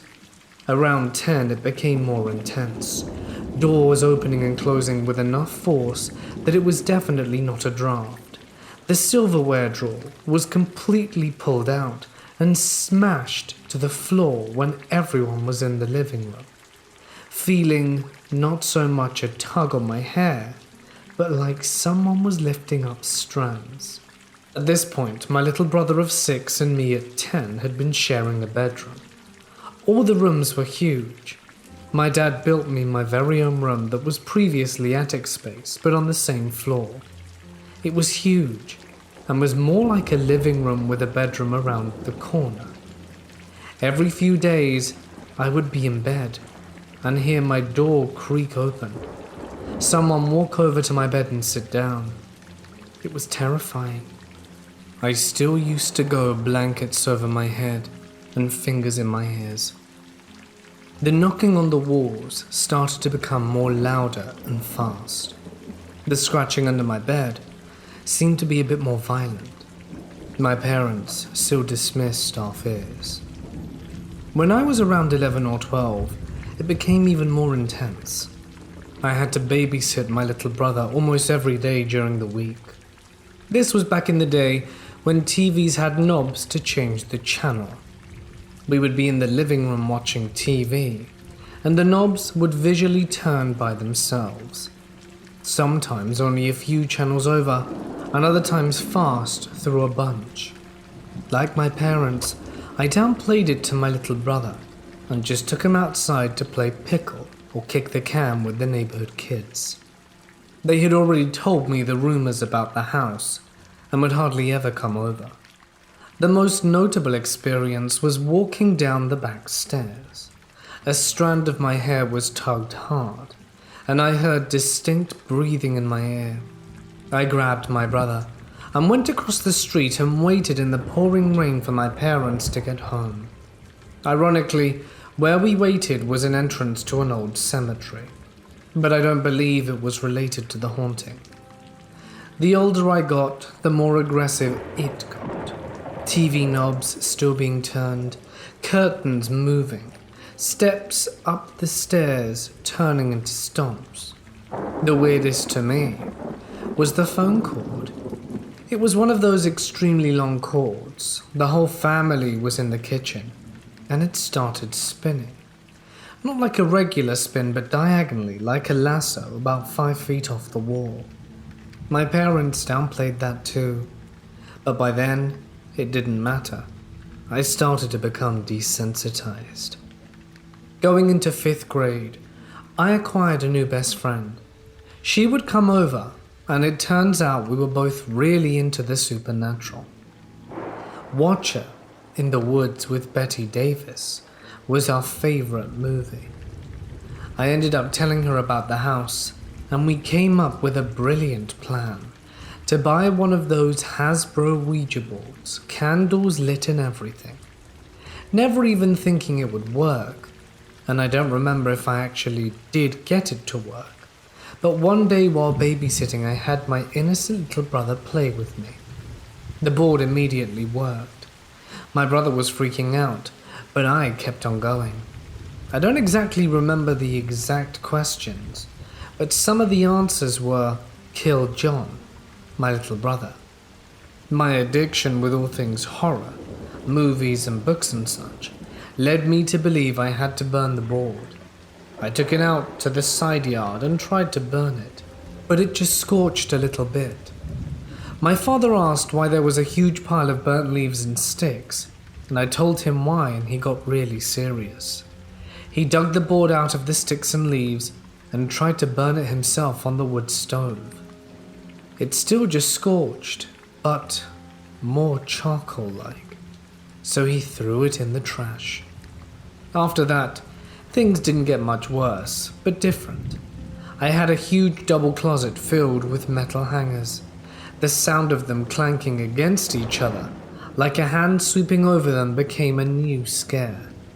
I reverted to my usual finger in ears and blanket over head technique. But then I started getting pissed.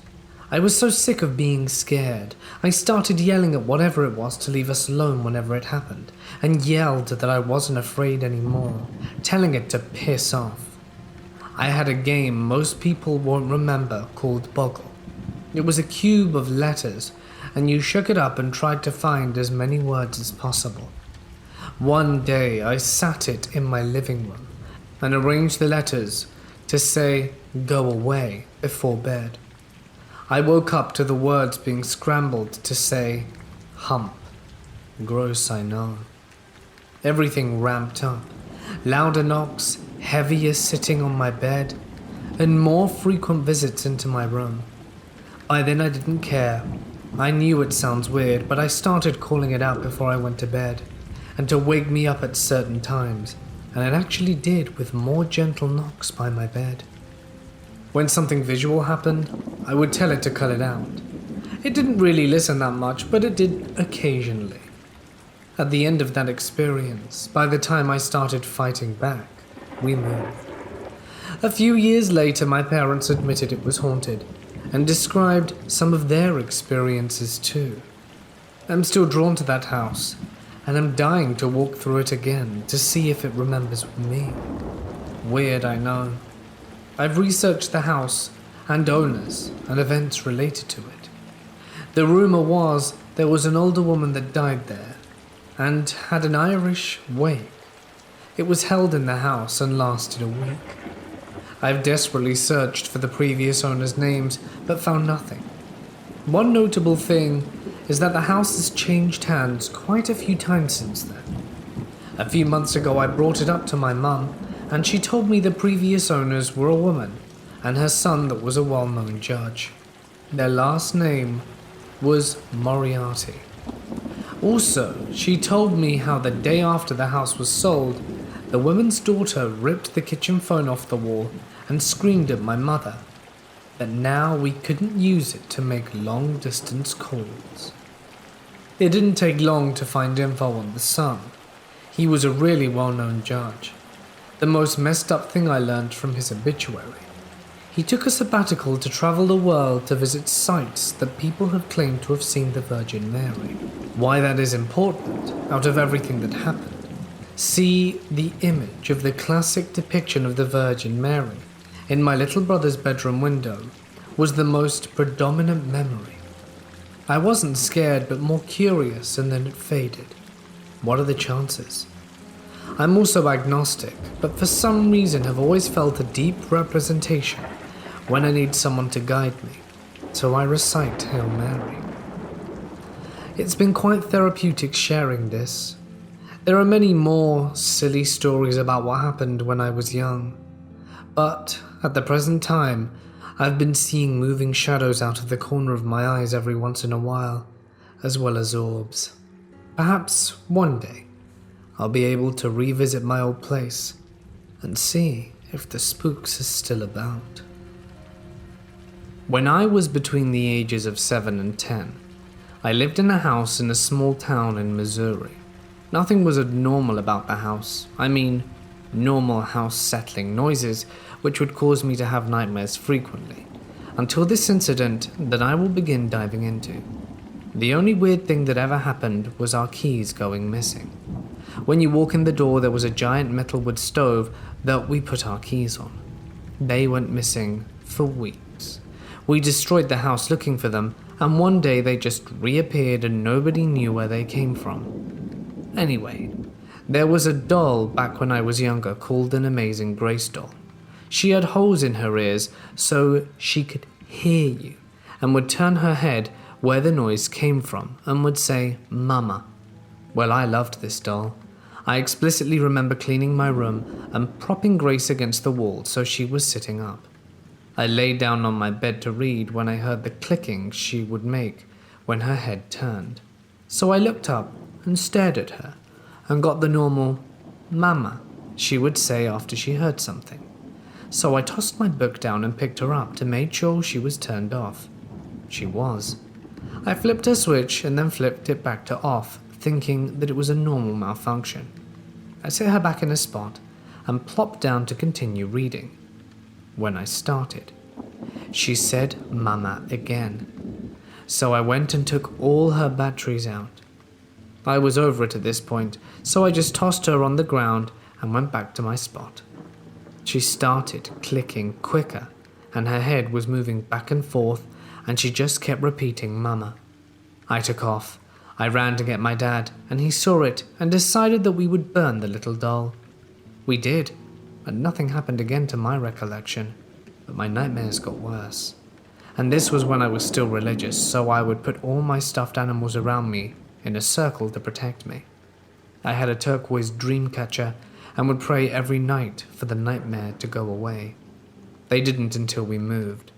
They weren't every day, but definitely several times a week. I was born in 1984 and lived in the same house until the age of 18. My parents had lived there beforehand with my sister, who was 18 months older than me. My mum would always complain to my dad about cold spots in the house and the feeling of being watched. He just used to pass this off as her being alone and spooking herself whilst he was working. My uncle, who was in the army, came to live with them for some time before either my sister and I were born. He was younger and used to go on nights out. My mum and dad used to hear children playing out on the streets regularly in the early hours, which they thought was strange, but couldn't see anyone when they looked out. The occasion that convinced my dad about the house was when one night they were in bed and my uncle was out. They woke up to tapping on their bedroom door. They thought it was my uncle, so said to come in. but he didn't, and the tapping got louder, to the point my dad got out of the bed and with a bat went to the door to open it. To nothing. This was all before my sister and my experiences started, and similar things kept happening. After we were born, they didn't stop. Another family member was sleeping in my sister's room on a pull-out bed, and woke to my sister sitting upright in bed, talking with no one. When she asked who she was talking to, she said the little girl that was sat on the end of the bed. Needless to say, that family member was spooked.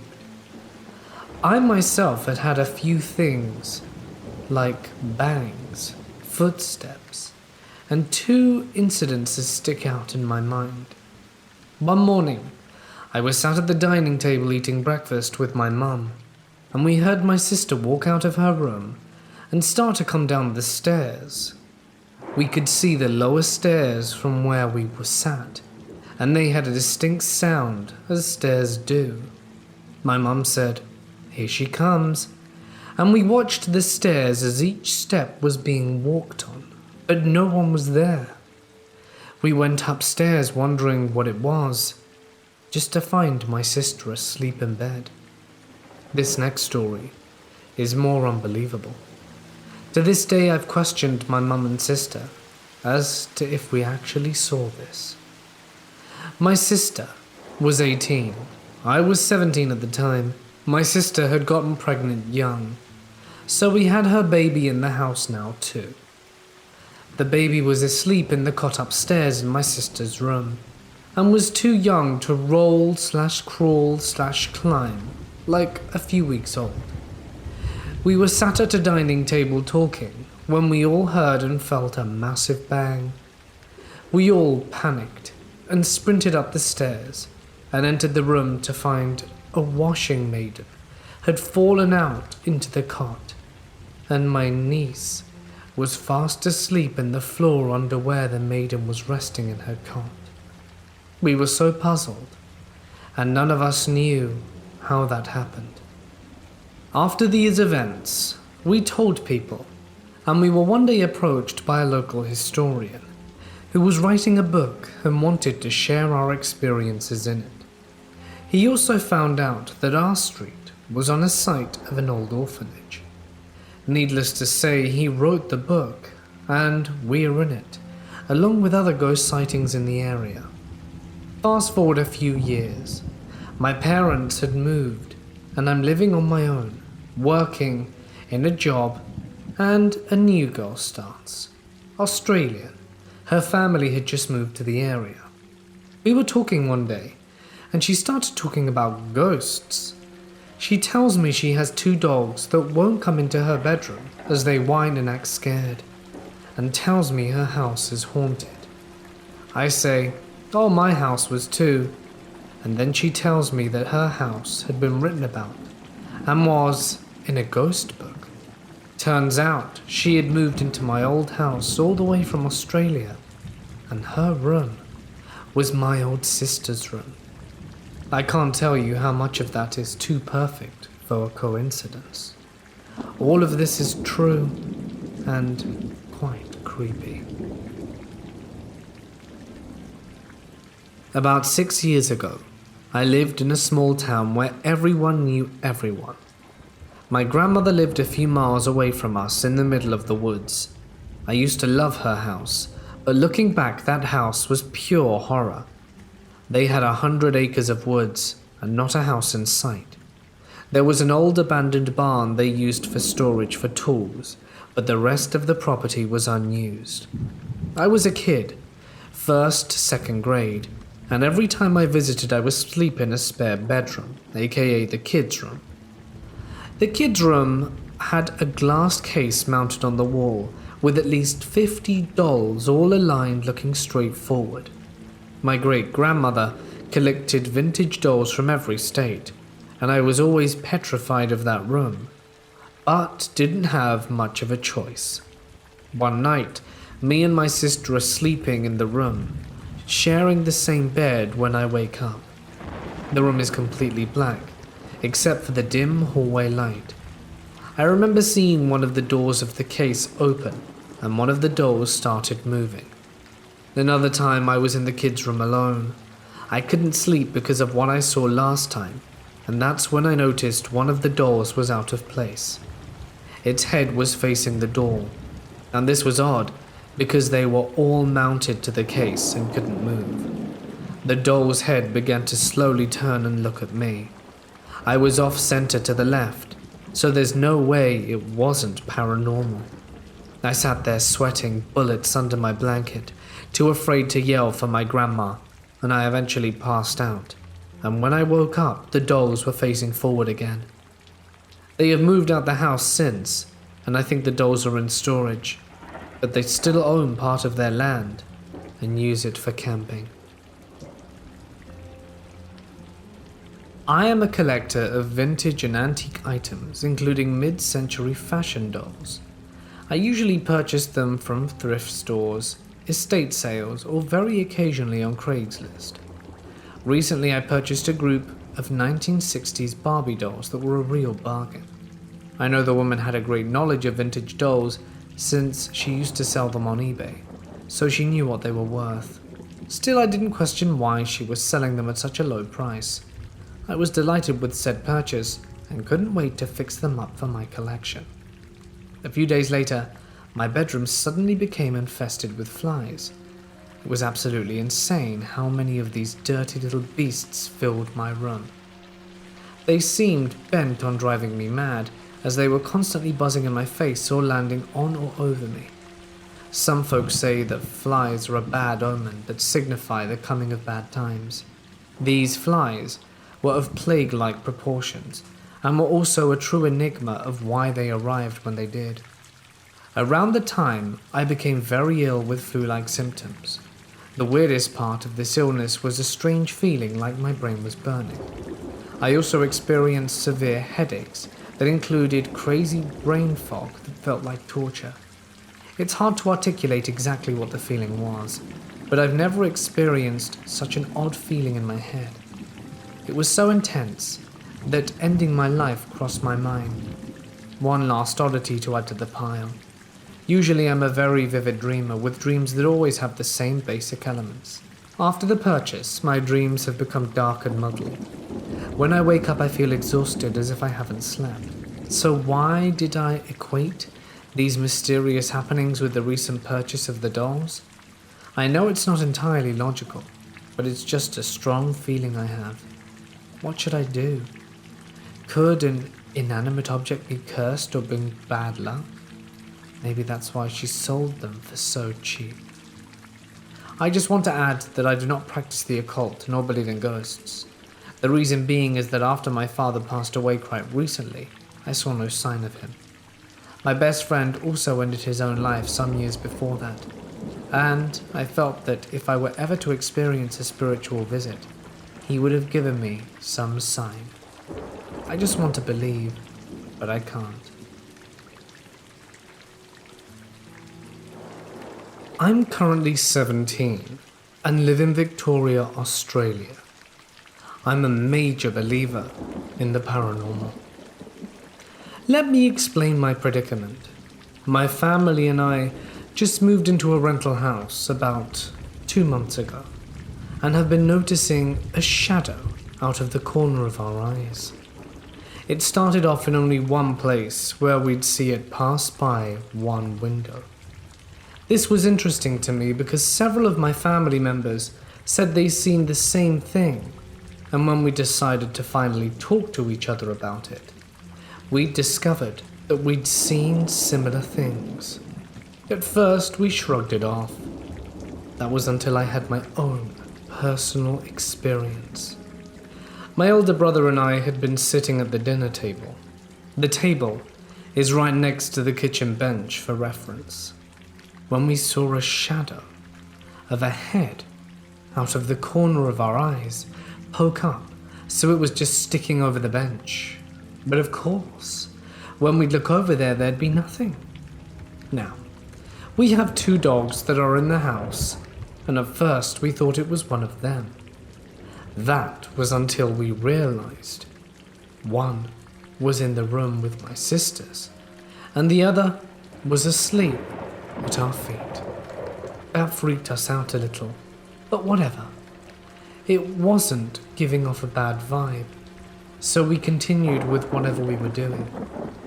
Before we decided to head off to bed, we actually saw it a few more times.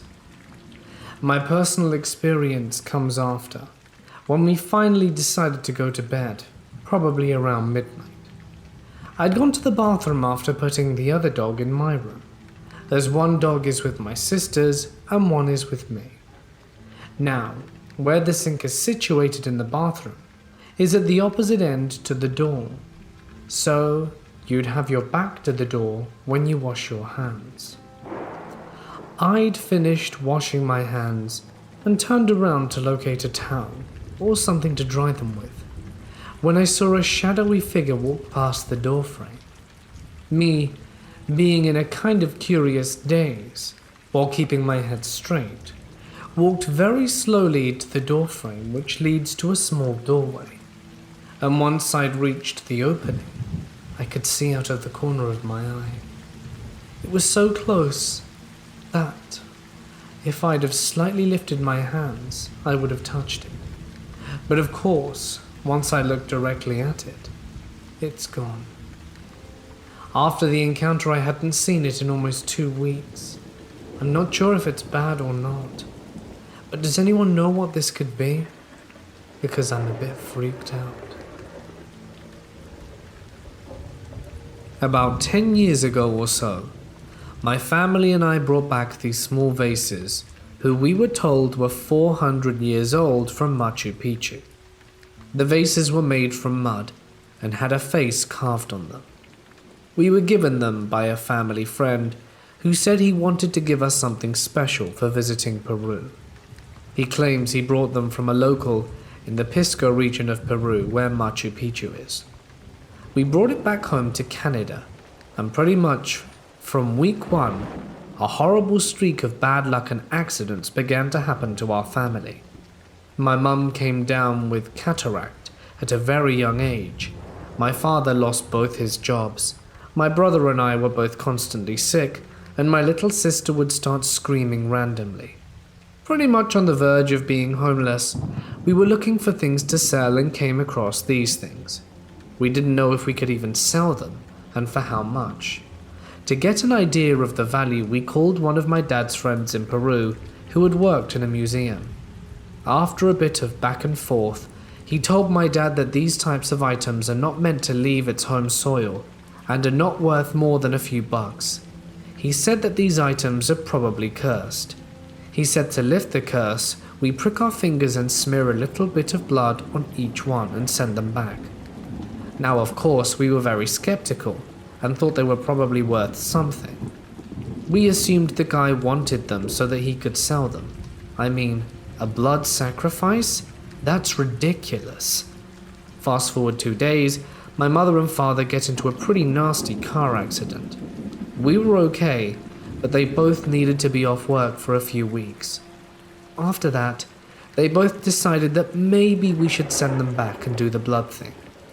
We sent them back, and the next week after that, things got noticeably better. My father found a very good job, as did my mum. We found a really good place to live with a very low rent and overall better health. What do you guys think? Coincidence or cursed pots? My brother used to live with our aunt for a few years.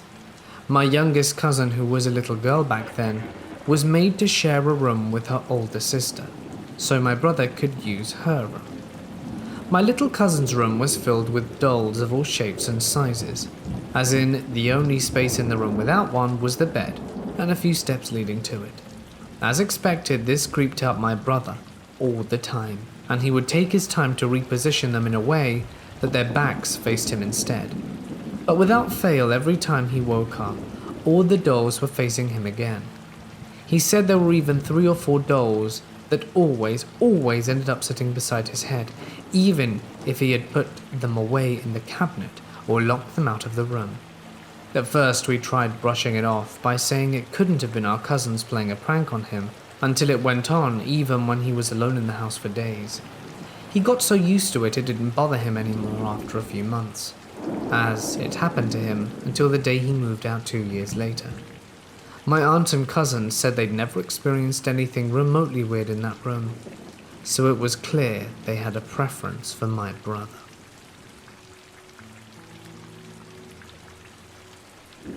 I'm nearly 30 now, and still remember this experience like it were yesterday. I was curious to know if it's happened to anyone else in their lifetime. I was around 7 years old. We had a huge 2-story house where most of the living rooms and such were upstairs. The garage and laundry were downstairs. The stairs themselves were quite tall. 2 flights of stairs went to the top, made some form of wood, and my bedroom was the first room on the right at the top of these stairs. I was sound asleep one night, when all of a sudden I was dreaming of someone being in the laundry. Immediately following that, in my sleep, I heard this extremely loud thumping sound. Someone was running up the stairs, and it was in a hurry. I awoke and I could hear it still. It was running, and then it stopped. A moment later I heard breathing outside my doorway. My door was open, as I usually like sleeping with the door open and hallway light on. I was pretty much frozen and petrified at this point. Usually, in bad dreams as a wee kid, you would call out for your parents. I was too frozen and too scared to do anything, let alone call out. I laid down and faced the wall, not wanting to move, and I could still hear that breathing. I had a gut feeling something was just sitting outside the doorway. I woke up next morning and noticed one of my figurine toys had been moved around. That was the last thing I remembered from that experience. I then started having awful reoccurring dreams in every house we moved to. These dreams lasted probably a good 5 to 7 years, and I would wake up in my dreams with my door open. I would look down the hallway from my bed and see someone sitting at the dining table. In my dream, I would do the same thing, just lay back down and pretend to be asleep. However, in the dream, this figure would always get up, walk into my room, and put its hands over my face. I would always go through a motion where I would try to force myself to wake up, rolling my eyes around and the like, even trying to twitch my body or yell. This strange figure, which I could never see since my eyes were closed in the dream, would try to suffocate me with its hands over my whole face to prevent me from waking up. Has anyone ever experienced anything like this? Because of my general interest in horror, and because they were appealing to me for a while, I collected dolls. It didn't matter what type. I had some porcelain ones, some pretty-looking horror movie-level dolls, that sort of stuff. They were generally creepy to the majority of people, and of course, they're haunted, was a joke that I often had. But I never had an issue with any of them. In fact, I thought they were all comforting. They all had names, and I had a history of picking them out, usually from antique shops, but I had 2 or 3 from a house sale after the owner passed away. On October 28, 2017, my parents were out of town, so my brother and I were home alone, and my dad sent me a picture of the coolest doll they found at this church thrift shop. The doll was the epitome of everything I liked. I loved clowns and circuses, and the soft pastel colors were my absolute favorite. So much so that I was writing a story at the time that reflected these interests. The doll was perfect. It felt like it was for me, like in that Coraline sort of way, but instead of looking like me, it was just something no one else could have wanted. In all honesty, I don't think my dad would buy it, but lo and behold, when my parents returned, I had a new doll to add to the collection. This was the first doll that I hadn't bought on my own or personally picked out, but I wouldn't expect it to matter. All of this happened and I found out more things about the doll.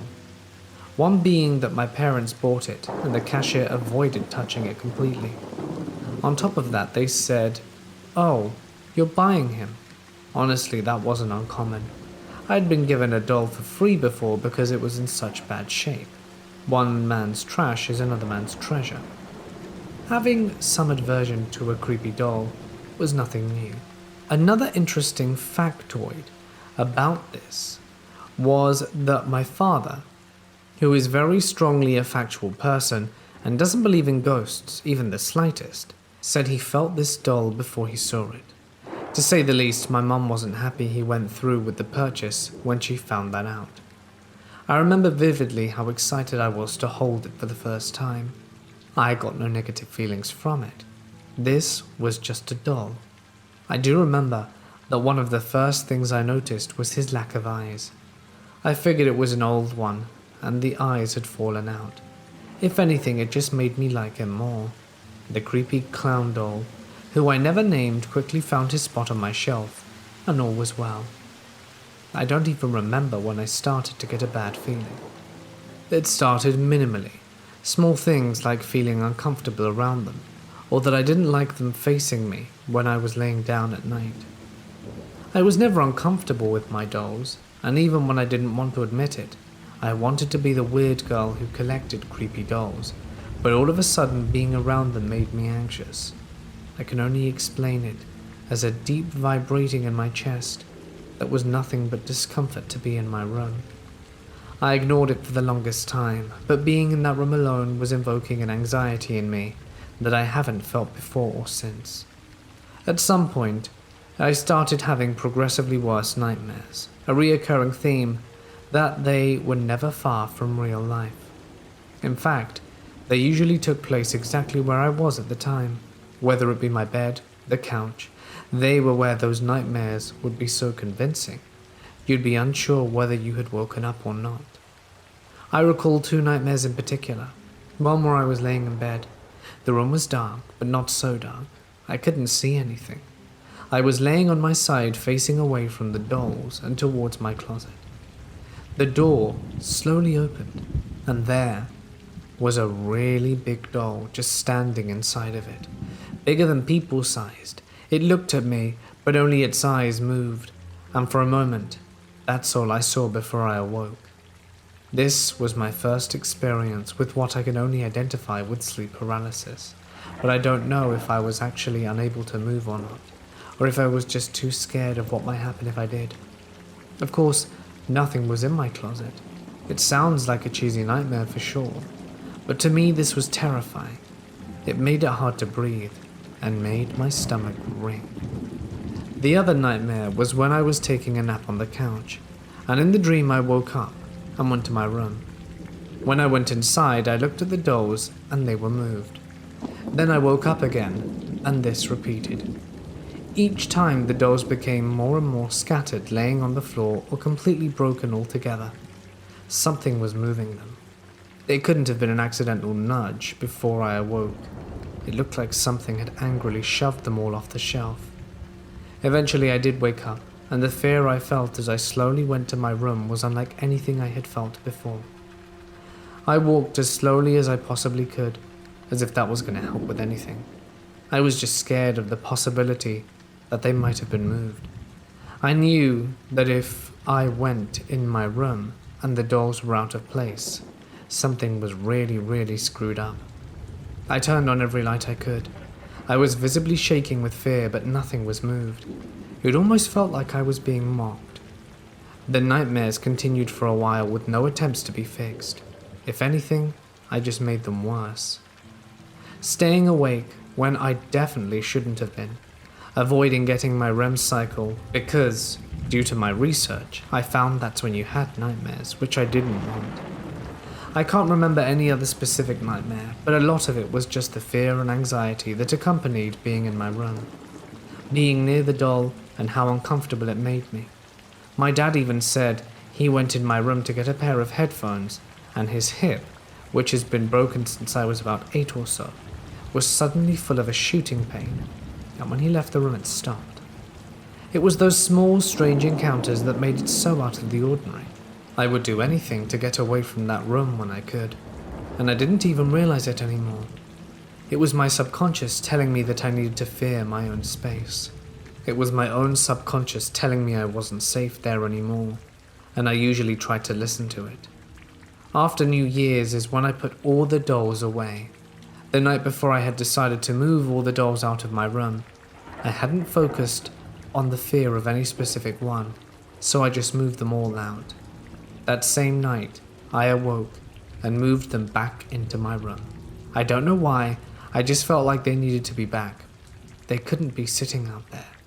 I just needed to move them back in.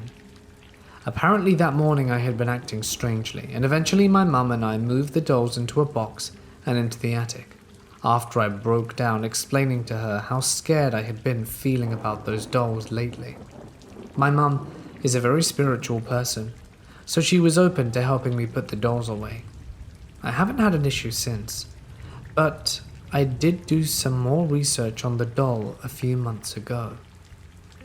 For a while, I didn't like talking about them or even thinking about them, so I hadn't even looked at pictures of them.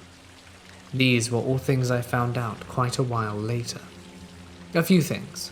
For one, I finally looked back on all of this, and the one doll that did have eyes. In the picture my father sent me, which I needed to scroll through 2 years of messages to find, that doll, he had an eye. Of course, it could have fallen out during the drive. I didn't doubt the possibility, but I didn't push the doll's eye out. They were gone as soon as I had him the first time. Maybe it's a coincidence, or I'm thinking about it too much. On top of that, I couldn't find any other dolls that quite looked like it. My girlfriend and I found a few online that looked similar, but they were never an exact match. The colors were all wrong, the face shape wasn't quite the same, and I still haven't found any that do resemble the doll. I even tried reaching out to the manufacturers that created dolls that I thought looked like it the most, and assumed maybe there just weren't many pictures online, but I never got a way of contact. All I know is that it still deeply disturbs me when I think about that doll. When my sister was quite young, our grandmother bought her a porcelain doll. The doll wasn't anything special. It wasn't an antique or anything like that. It was just one that you would buy at a novelty shop. It was on a stand and couldn't be moved without possibly breaking it. She had this doll for a few years before my parents divorced.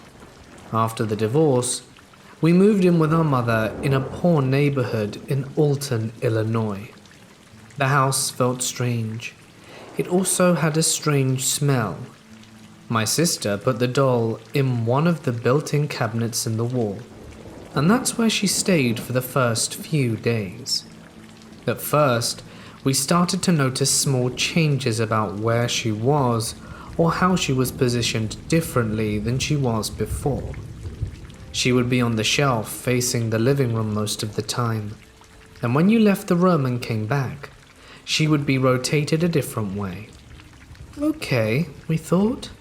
Mum's probably messing with us. We largely ignored it, but it kept happening. After a few more months, the doll started ending up in different places in the house. She would be on the cabinet, and when you came back from another room, she would be on the dining room table, or she would be on one side of the table in the living room by the couch, or on the floor facing the television. We had made a lot of new friends in the neighborhood, and when they came over, I would show them what the doll would do, and without a hitch, I would put her somewhere, and we would leave the room for a few minutes and return, and she would now be in a different spot. Now, I'll go back to saying that we thought my mum was messing with us at first, but Mum was at work a lot of those days, and we skipped school plenty of times to stay home, so it wasn't Mum doing this. One day, we decided to mess with the Ouija board I had in my closet. I don't remember if we bought it or it was just there. The messages coming back from the questions we asked identified a spirit called Candy Zimmerman. She didn't say much, but I also being able to connect with her myself by the board. She said she had a crush on me. One day I skipped school again, but my sister went, and I always walked with my buddy down to the bus stop and hung out with him before heading back home, and I watched my sister get on the bus. My mum worked early, so she wasn't there that day. Then I went back to the house and locked up, and since I was still tired, I opted to go back to bed. The next thing that happened, I will never forget. I heard a knock at my bedroom door. It startled me awake, but I ignored it and laid my head back down. After a few minutes, there was another knock, this one much louder and in a rhythm. I still also remember to this day. Think shave and haircut rhythm, but different. This time I was freaked out and laid there with my eyes open for I don't know how long. The door to my bedroom was heavy, and it always stuck in warmer weather, which it was. The next thing that happened was the door popped open just enough for me to see out into the hallway, but not enough for me to see over the edge of my bed. I sat up in bed and looked down on the floor, and there, standing at the entrance to my room, was that doll on its stand, looking at me. Before the fear set in, I was actually pissed off. Did my sister come back? Was she messing with me? I got up, took the doll by the hair, and carried her out into the living room. No one was there. I checked the front door and it was locked. I barged to my sister's room and no one was there. I barged into my mum's room. No one was home. At this point I was freaking out. I took the doll to my sister's room and threw her in the closet. I buried her in a stack of bags full of old clothes and boxes of junk and shut the door. I spent the rest of the day sitting on the front porch, waiting for Mum to come home. It never happened again, and I made sure to have a friend or local Wiccan bind the Ouija board which she kept. We moved out of the house a year later, and after a few more paranormal incidences. As for the doll, after we moved back in with my father, she was in my bedroom closet for about 5 years. One day we cleaned it out and threw her away. Was the doll haunted? I don't know. It could have just been that house, and whatever it was, moving things around. Out of high school, I worked at a cute little shop that sold gift baskets, goodies, and all sorts of home decor. This was before Big Box Hobby Lobby, and at the time, the store was one of the most popular places to go in town to get cute things for your house, or great gifts for people. The store was actually located in one of the oldest houses in the area. All the stores around there were actually houses at one time, and it became this cute, quaint shopping area. For a long time after I started, none of the other workers discussed that the house/shop was haunted. I don't think they were purposefully keeping it from me, it just didn't come up. The shop/house was a 2-story, with a basement and attic as well. We always stayed open until 7:30 p.m. during the week, and there were always 2 closers for safety. When closing up, the front doors were locked to prevent any customers from coming in, and you can believe we locked that up on the dot so that we could clean up, balance the register, and get the heck out of there. There was a back door, but we kept that locked too. Those are the only 2 ways in and out of the house/store. On the night something happened to my friend Amanda and I, we were closing and the front door was locked up. We're cleaning, doing our thing as normal, and we're about to go, and had walked through the shop top to bottom, turning off all the lights, and we're standing at the back door, when out of nowhere, we heard the most evil laugh I've ever heard in my entire life. We both freak out, grab each other, and did the thing that you shouldn't do in every horror movie, which is run to the basement. In my defense, that's where the phone was. We ran back upstairs, busted out the back door and called the cops. We called the owners too. They showed up and cleared the place and were more than understanding and indicated they got calls to old houses all the time. The owner's husband shows up and he was clearly perturbed at us for having called the cops and said that we should have called him first and that we're just a bunch of silly girls. However, he then begins to proceed to tell us a story about how when he was doing bookwork one evening in the basement, he heard voices upstairs. So he went up to investigate, thinking his wife and daughter had stopped by. He got up and the voices stopped. So he went back downstairs and got back to work. He said he then heard them again and returned to the upstairs part. And this time the conversation continued while he was standing there, and he himself skedaddled out of there. He never did tell us what he overheard specifically. Obviously, the story got out amongst the staff about our experience, and people started talking about theirs. Someone told us they saw jelly jars flying right off the shelf. Another co-worker told us she would be balancing the register and she could hear furniture upstairs being dragged back and forth, when the shop was totally devoid of customers, and her closing partner was in the back cleaning up. One of the managers told us that frequently when opening in the morning, she would go upstairs to turn on all the lights and would hear sounds of little girls playing in what would have been one of the house's bedrooms.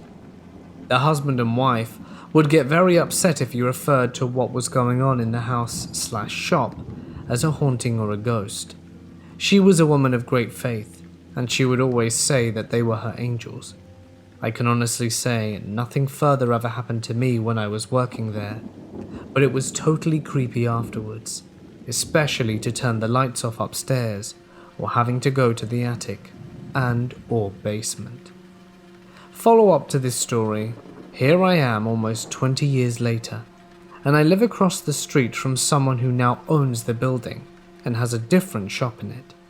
The next time I catch her, I'm going to try and not look crazy and just ask her if she's experienced anything there. When I was 14, my family and some of our friends went to the myrtle plantation in St. Francisville. That was a terrifying experience. When we got there, I felt like this shroud engulfed me. Before our tour, we were walking around, and I heard, "Where's Cornelia?" and just thought it was my mum's friend asking about her kid. And maybe I heard her wrong. Her kid's name was Cameron, but when I asked her husband where she was, he said she went to the bathroom inside. When the tour began, I kept feeling distracted like I was dreaming. I was barely listening until our tour guide told us about the owners and the slaves that killed her master's family by accident. Chloe wanted to give her mistress and her children food poisoning and accidentally killed them. One of their children's names was Cornelia, and they were buried where I had heard the voice. I had to ask the tour guide twice before I could believe it. Then towards the end of the tour, we were taken to the trees in front of the house, where they hung slaves. I remember walking to the tree line and suddenly feeling as if no one was with me, and I saw flashes of people hanging there, and I heard weeping. I almost passed out and told my mum I needed to sit down, so she walked with me to a bench near the house. When she asked me what was wrong, I told her and began to cry. That evening we all went to this Mexican restaurant. I couldn't eat because the food was making my mouth hurt, like I had an ulcer, and I went to the restroom to find 2 sores in my mouth. Then that night at the hotel room, I woke up to the feeling of someone watching me, and I see this black shadow figure near the foot of the bed. I had to turn on the bathroom light just to go back to sleep. After the tour, they allow you to go around and take pictures of the outside of the house. The only photos they allow of the inside are of this mirror that supposedly the souls of the mistress and her children are stuck in. My mum took a ton of pictures on the outside, and we didn't look through them until we got home. We actually captured something in the photo. My mum didn't notice it, but when I looked I found her, Chloe, the slave that accidentally killed her mistress and the children. She was standing behind my mum in the picture. My mum had taken a close photo of the window trying to get a photo of the inside of the house, and you can clearly see my mum's reflection. And then standing behind her, a figure wearing a turban on her head and period clothing. She had no face. My mum had taken 4 photos of the window. In the first you can see my brother standing behind my mum and the chairs on the porch. The second is the same. The third is the one with her standing behind my mum. And the fourth is the same as the first 2. It freaked me the hell out. My mum also took a few of the mirror as well. In the reflection you can see all of us, my sister and her friends up front, both with white shirts. But in the reflection there are also 3 black orbs. You can see them clearly because of my sister and her friend's shirts. A large orb and 2 smaller ones. For weeks, I felt like I've been watched by something. Even when I talk about it now, I'm feeling like I'm reliving it. That strange, dreamlike feeling, and my throat is closing up. The myrtle plantation is one of the most haunted in Louisiana. I visited a number of them, but have never felt as scared as I have there. So, I'm pretty sure I accidentally invited something into my house. I named it The Aula, after the short story by Guy de Maupassant, where a guy does the same. It started when I lost my keys. A bunch of us were at a friend's house in a small village outside of town. They were in a band together, and I was their default roadie / tag-along, and we performed at the local venue that evening. Since his house was closest to the place, we stayed over there. We were probably about 18 to 19 years old at the time, and we were a rowdy bunch. So when our friend's mum, whose house it was, asked us to steal a roll-up carpet that she liked the look of from a garage down the street, we were up for it. The great carpet robbery went off without a hitch, right up until we were jogging back up the hill to the house with this thing on our shoulders. That was when the button on my trousers broke and my trousers fell. I tripped over them and the contents of my pockets went flying into the night. I found my wallet and phone, but my keys were nowhere to be seen, and I was fearful that an extended search might lead to us getting caught. So I had to give them up as lost forever on some country road in the middle of nowhere. 2 weeks later, I was reading in bed when I heard them fall. I had a half-attic conversion, which was a pretty big space. The rest of the floor was taken up by a spare room with a little storage space left over in the ceiling above it. There was no furniture in the middle of my room for the keys to have fallen from, let alone a way for them to have been there, since I lost them about 12 miles away in the aforementioned middle of nowhere. Yet there they were, right in the middle of my carpet, and I heard them land there. After this, strange things started to happen around the house. I'd hear things in the spare room next to me, like someone moving around, but there'd be no one there when I'd check. I'd wake up to find my empty glasses beside the bed, despite being certain I hadn't drunk any of it, and my computer would randomly turn itself on in the night, waking me up with a sudden whir of its fan.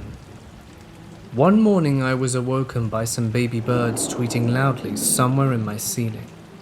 I had noticed a bird coming and going outside my window, and it had obviously found a way into the space between my ceiling and the outside tiles of the roof. Just as I was contemplating how the hell I was going to deal with this, there was a loud, honest-to-God snarl and an equally loud bang on the roof. The tweeting stopped instantly, and I never heard it again. The snarl was like a dog or something, full-throated and furious. The bang was like someone slamming a fist onto a table.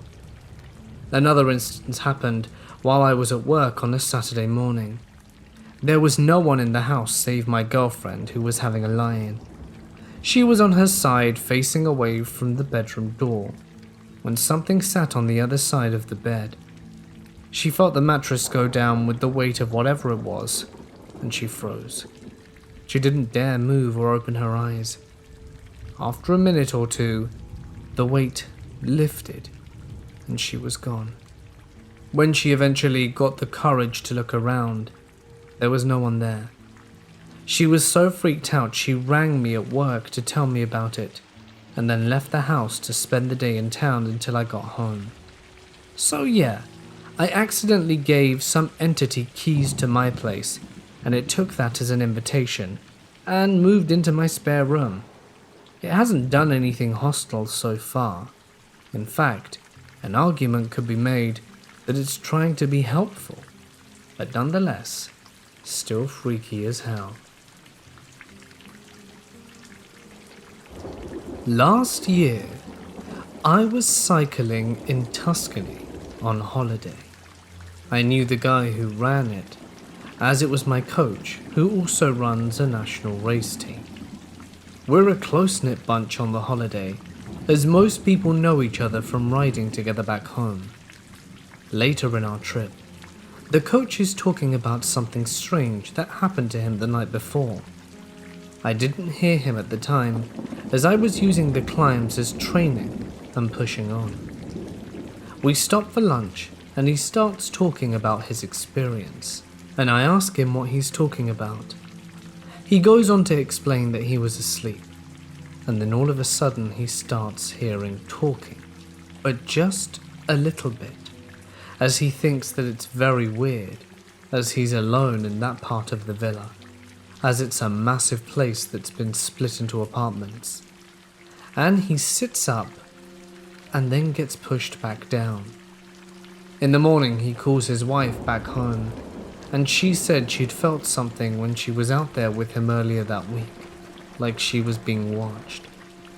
Now on hearing this I started mocking him, and back at the villa I carry it on. So 2 nights later it's still a topic for jokes. We go to bed and I crash. Then at 2 a.m. I wake up and can't sleep, so I just lay there. Then I hear talking and think that it's my mate in the room next door, who I'm sharing the apartment with, just talking to his wife back home in England. So I think nothing of it. About 30 minutes later, I'm tossing and turning, when out of nowhere I feel like my head is being pushed into the pillow, and someone is holding my shoulder down as well. I was freaking out. It stops seconds later, but feels longer, and as it stops I hear a laugh, and I didn't sleep again that night. I told him in the morning what happened, and he thought I was winding him up. We've since found out that the villa has a history of things happening. Also, his apartment and mine are joined by a door. The rest are completely separate. We're back there again next month. I won't be mocking anyone though, as I don't want karma to take effect. I moved to Prague in the Czech Republic to work as a private teacher after I figured that the labour situation was far from good in my home country of Belgium for recent graduates. My girlfriend and I are renting an apartment in Hradčanska. That area is fairly close from Prague Castle. It is a duplex located on the last floor of the building, which must be around 80 to 100 years old. However, the apartment where we live has only been inhabited for 20 years, since it used to be the attic of the building. We'd lived there for 5 months. It's quite modern and bright, nothing to be scared of. However, last month, I offered to keep the dog of one of my students, a lovely young fox terrier, only for 3 weeks while she was out of the country. I love dogs, but living on the 6th floor without elevators is a deal breaker for owning one permanently. The first night was terrible. The dog couldn't stop whining because it was so used to sleeping in the same bed as its owner, but that isn't too much of a thing, mostly my girlfriend in all honesty. To be able to get some sleep and reassure the dog, I went down and slept on the couch. The dog was silent for the rest of the night, and I woke up in the early hours at around 6 or 7. That's when I heard what I thought to be my girlfriend walking down the wooden stairs. I heard the cracking of wood and light steps going towards the couch. I was half awoken, but frankly felt that it was too early to show it and start conversation. That's when I felt her sitting on the couch and leaning on me, and when I decided it would be time to turn around and kiss her hello. It's an L-shaped sofa, and I was lying on the smaller part, but when I turned around, there was nothing. I listened intently and could hear her upstairs gently snoring. Obviously, I freaked because I have a history of sleep paralysis, and I hate it when it happens. And so I thought for the next day that was it. Sleep paralysis. I hate it, but at least I know it's nothing hostile. A few days later, my mum and my cousin came to visit us in Prague and spend Christmas holiday together. They slept on the same sofa, and I was really happy because the dog wouldn't whine anymore, as it was not alone downstairs during the night. After their first night, we woke up, and my mum asked who went to the toilet in the early morning. I didn't, neither did my girlfriend, as far as she said. My mum then told me that in the early morning at around 6 or 7, she heard one of us go to the stairs, walk towards the bathroom, which is after the corridor between the couch and the entrance, and stop for a few seconds before the couch. She said she felt like she was being watched, just like I had before, but that it was a bit early to wake up and chat. It's only after we told her about my first experience that she became pale and asked if we were pulling her leg. We weren't. A few days passed, and my mum and cousin returned to Belgium. My girlfriend goes to France to celebrate her mother's 50th birthday, and I decided, because I did not feel too courageous about being home alone after these experiences, to let the dog come up with me. 2 nights ago, I was sleeping on my stomach. The dog was by my side, and I again, in the early morning, heard someone either sighing or laughing lightly. I thought it might have been a sleep hallucination, but the dog got up, with its ears all pointy, as if they were trying to hear where the noise was coming from. The dog kept looking in the void towards the direction where I thought the noise had come from a few seconds prior. Now, the dog has returned to its family, and I'm home alone until Saturday. I have never wanted my girlfriend to be back more than now.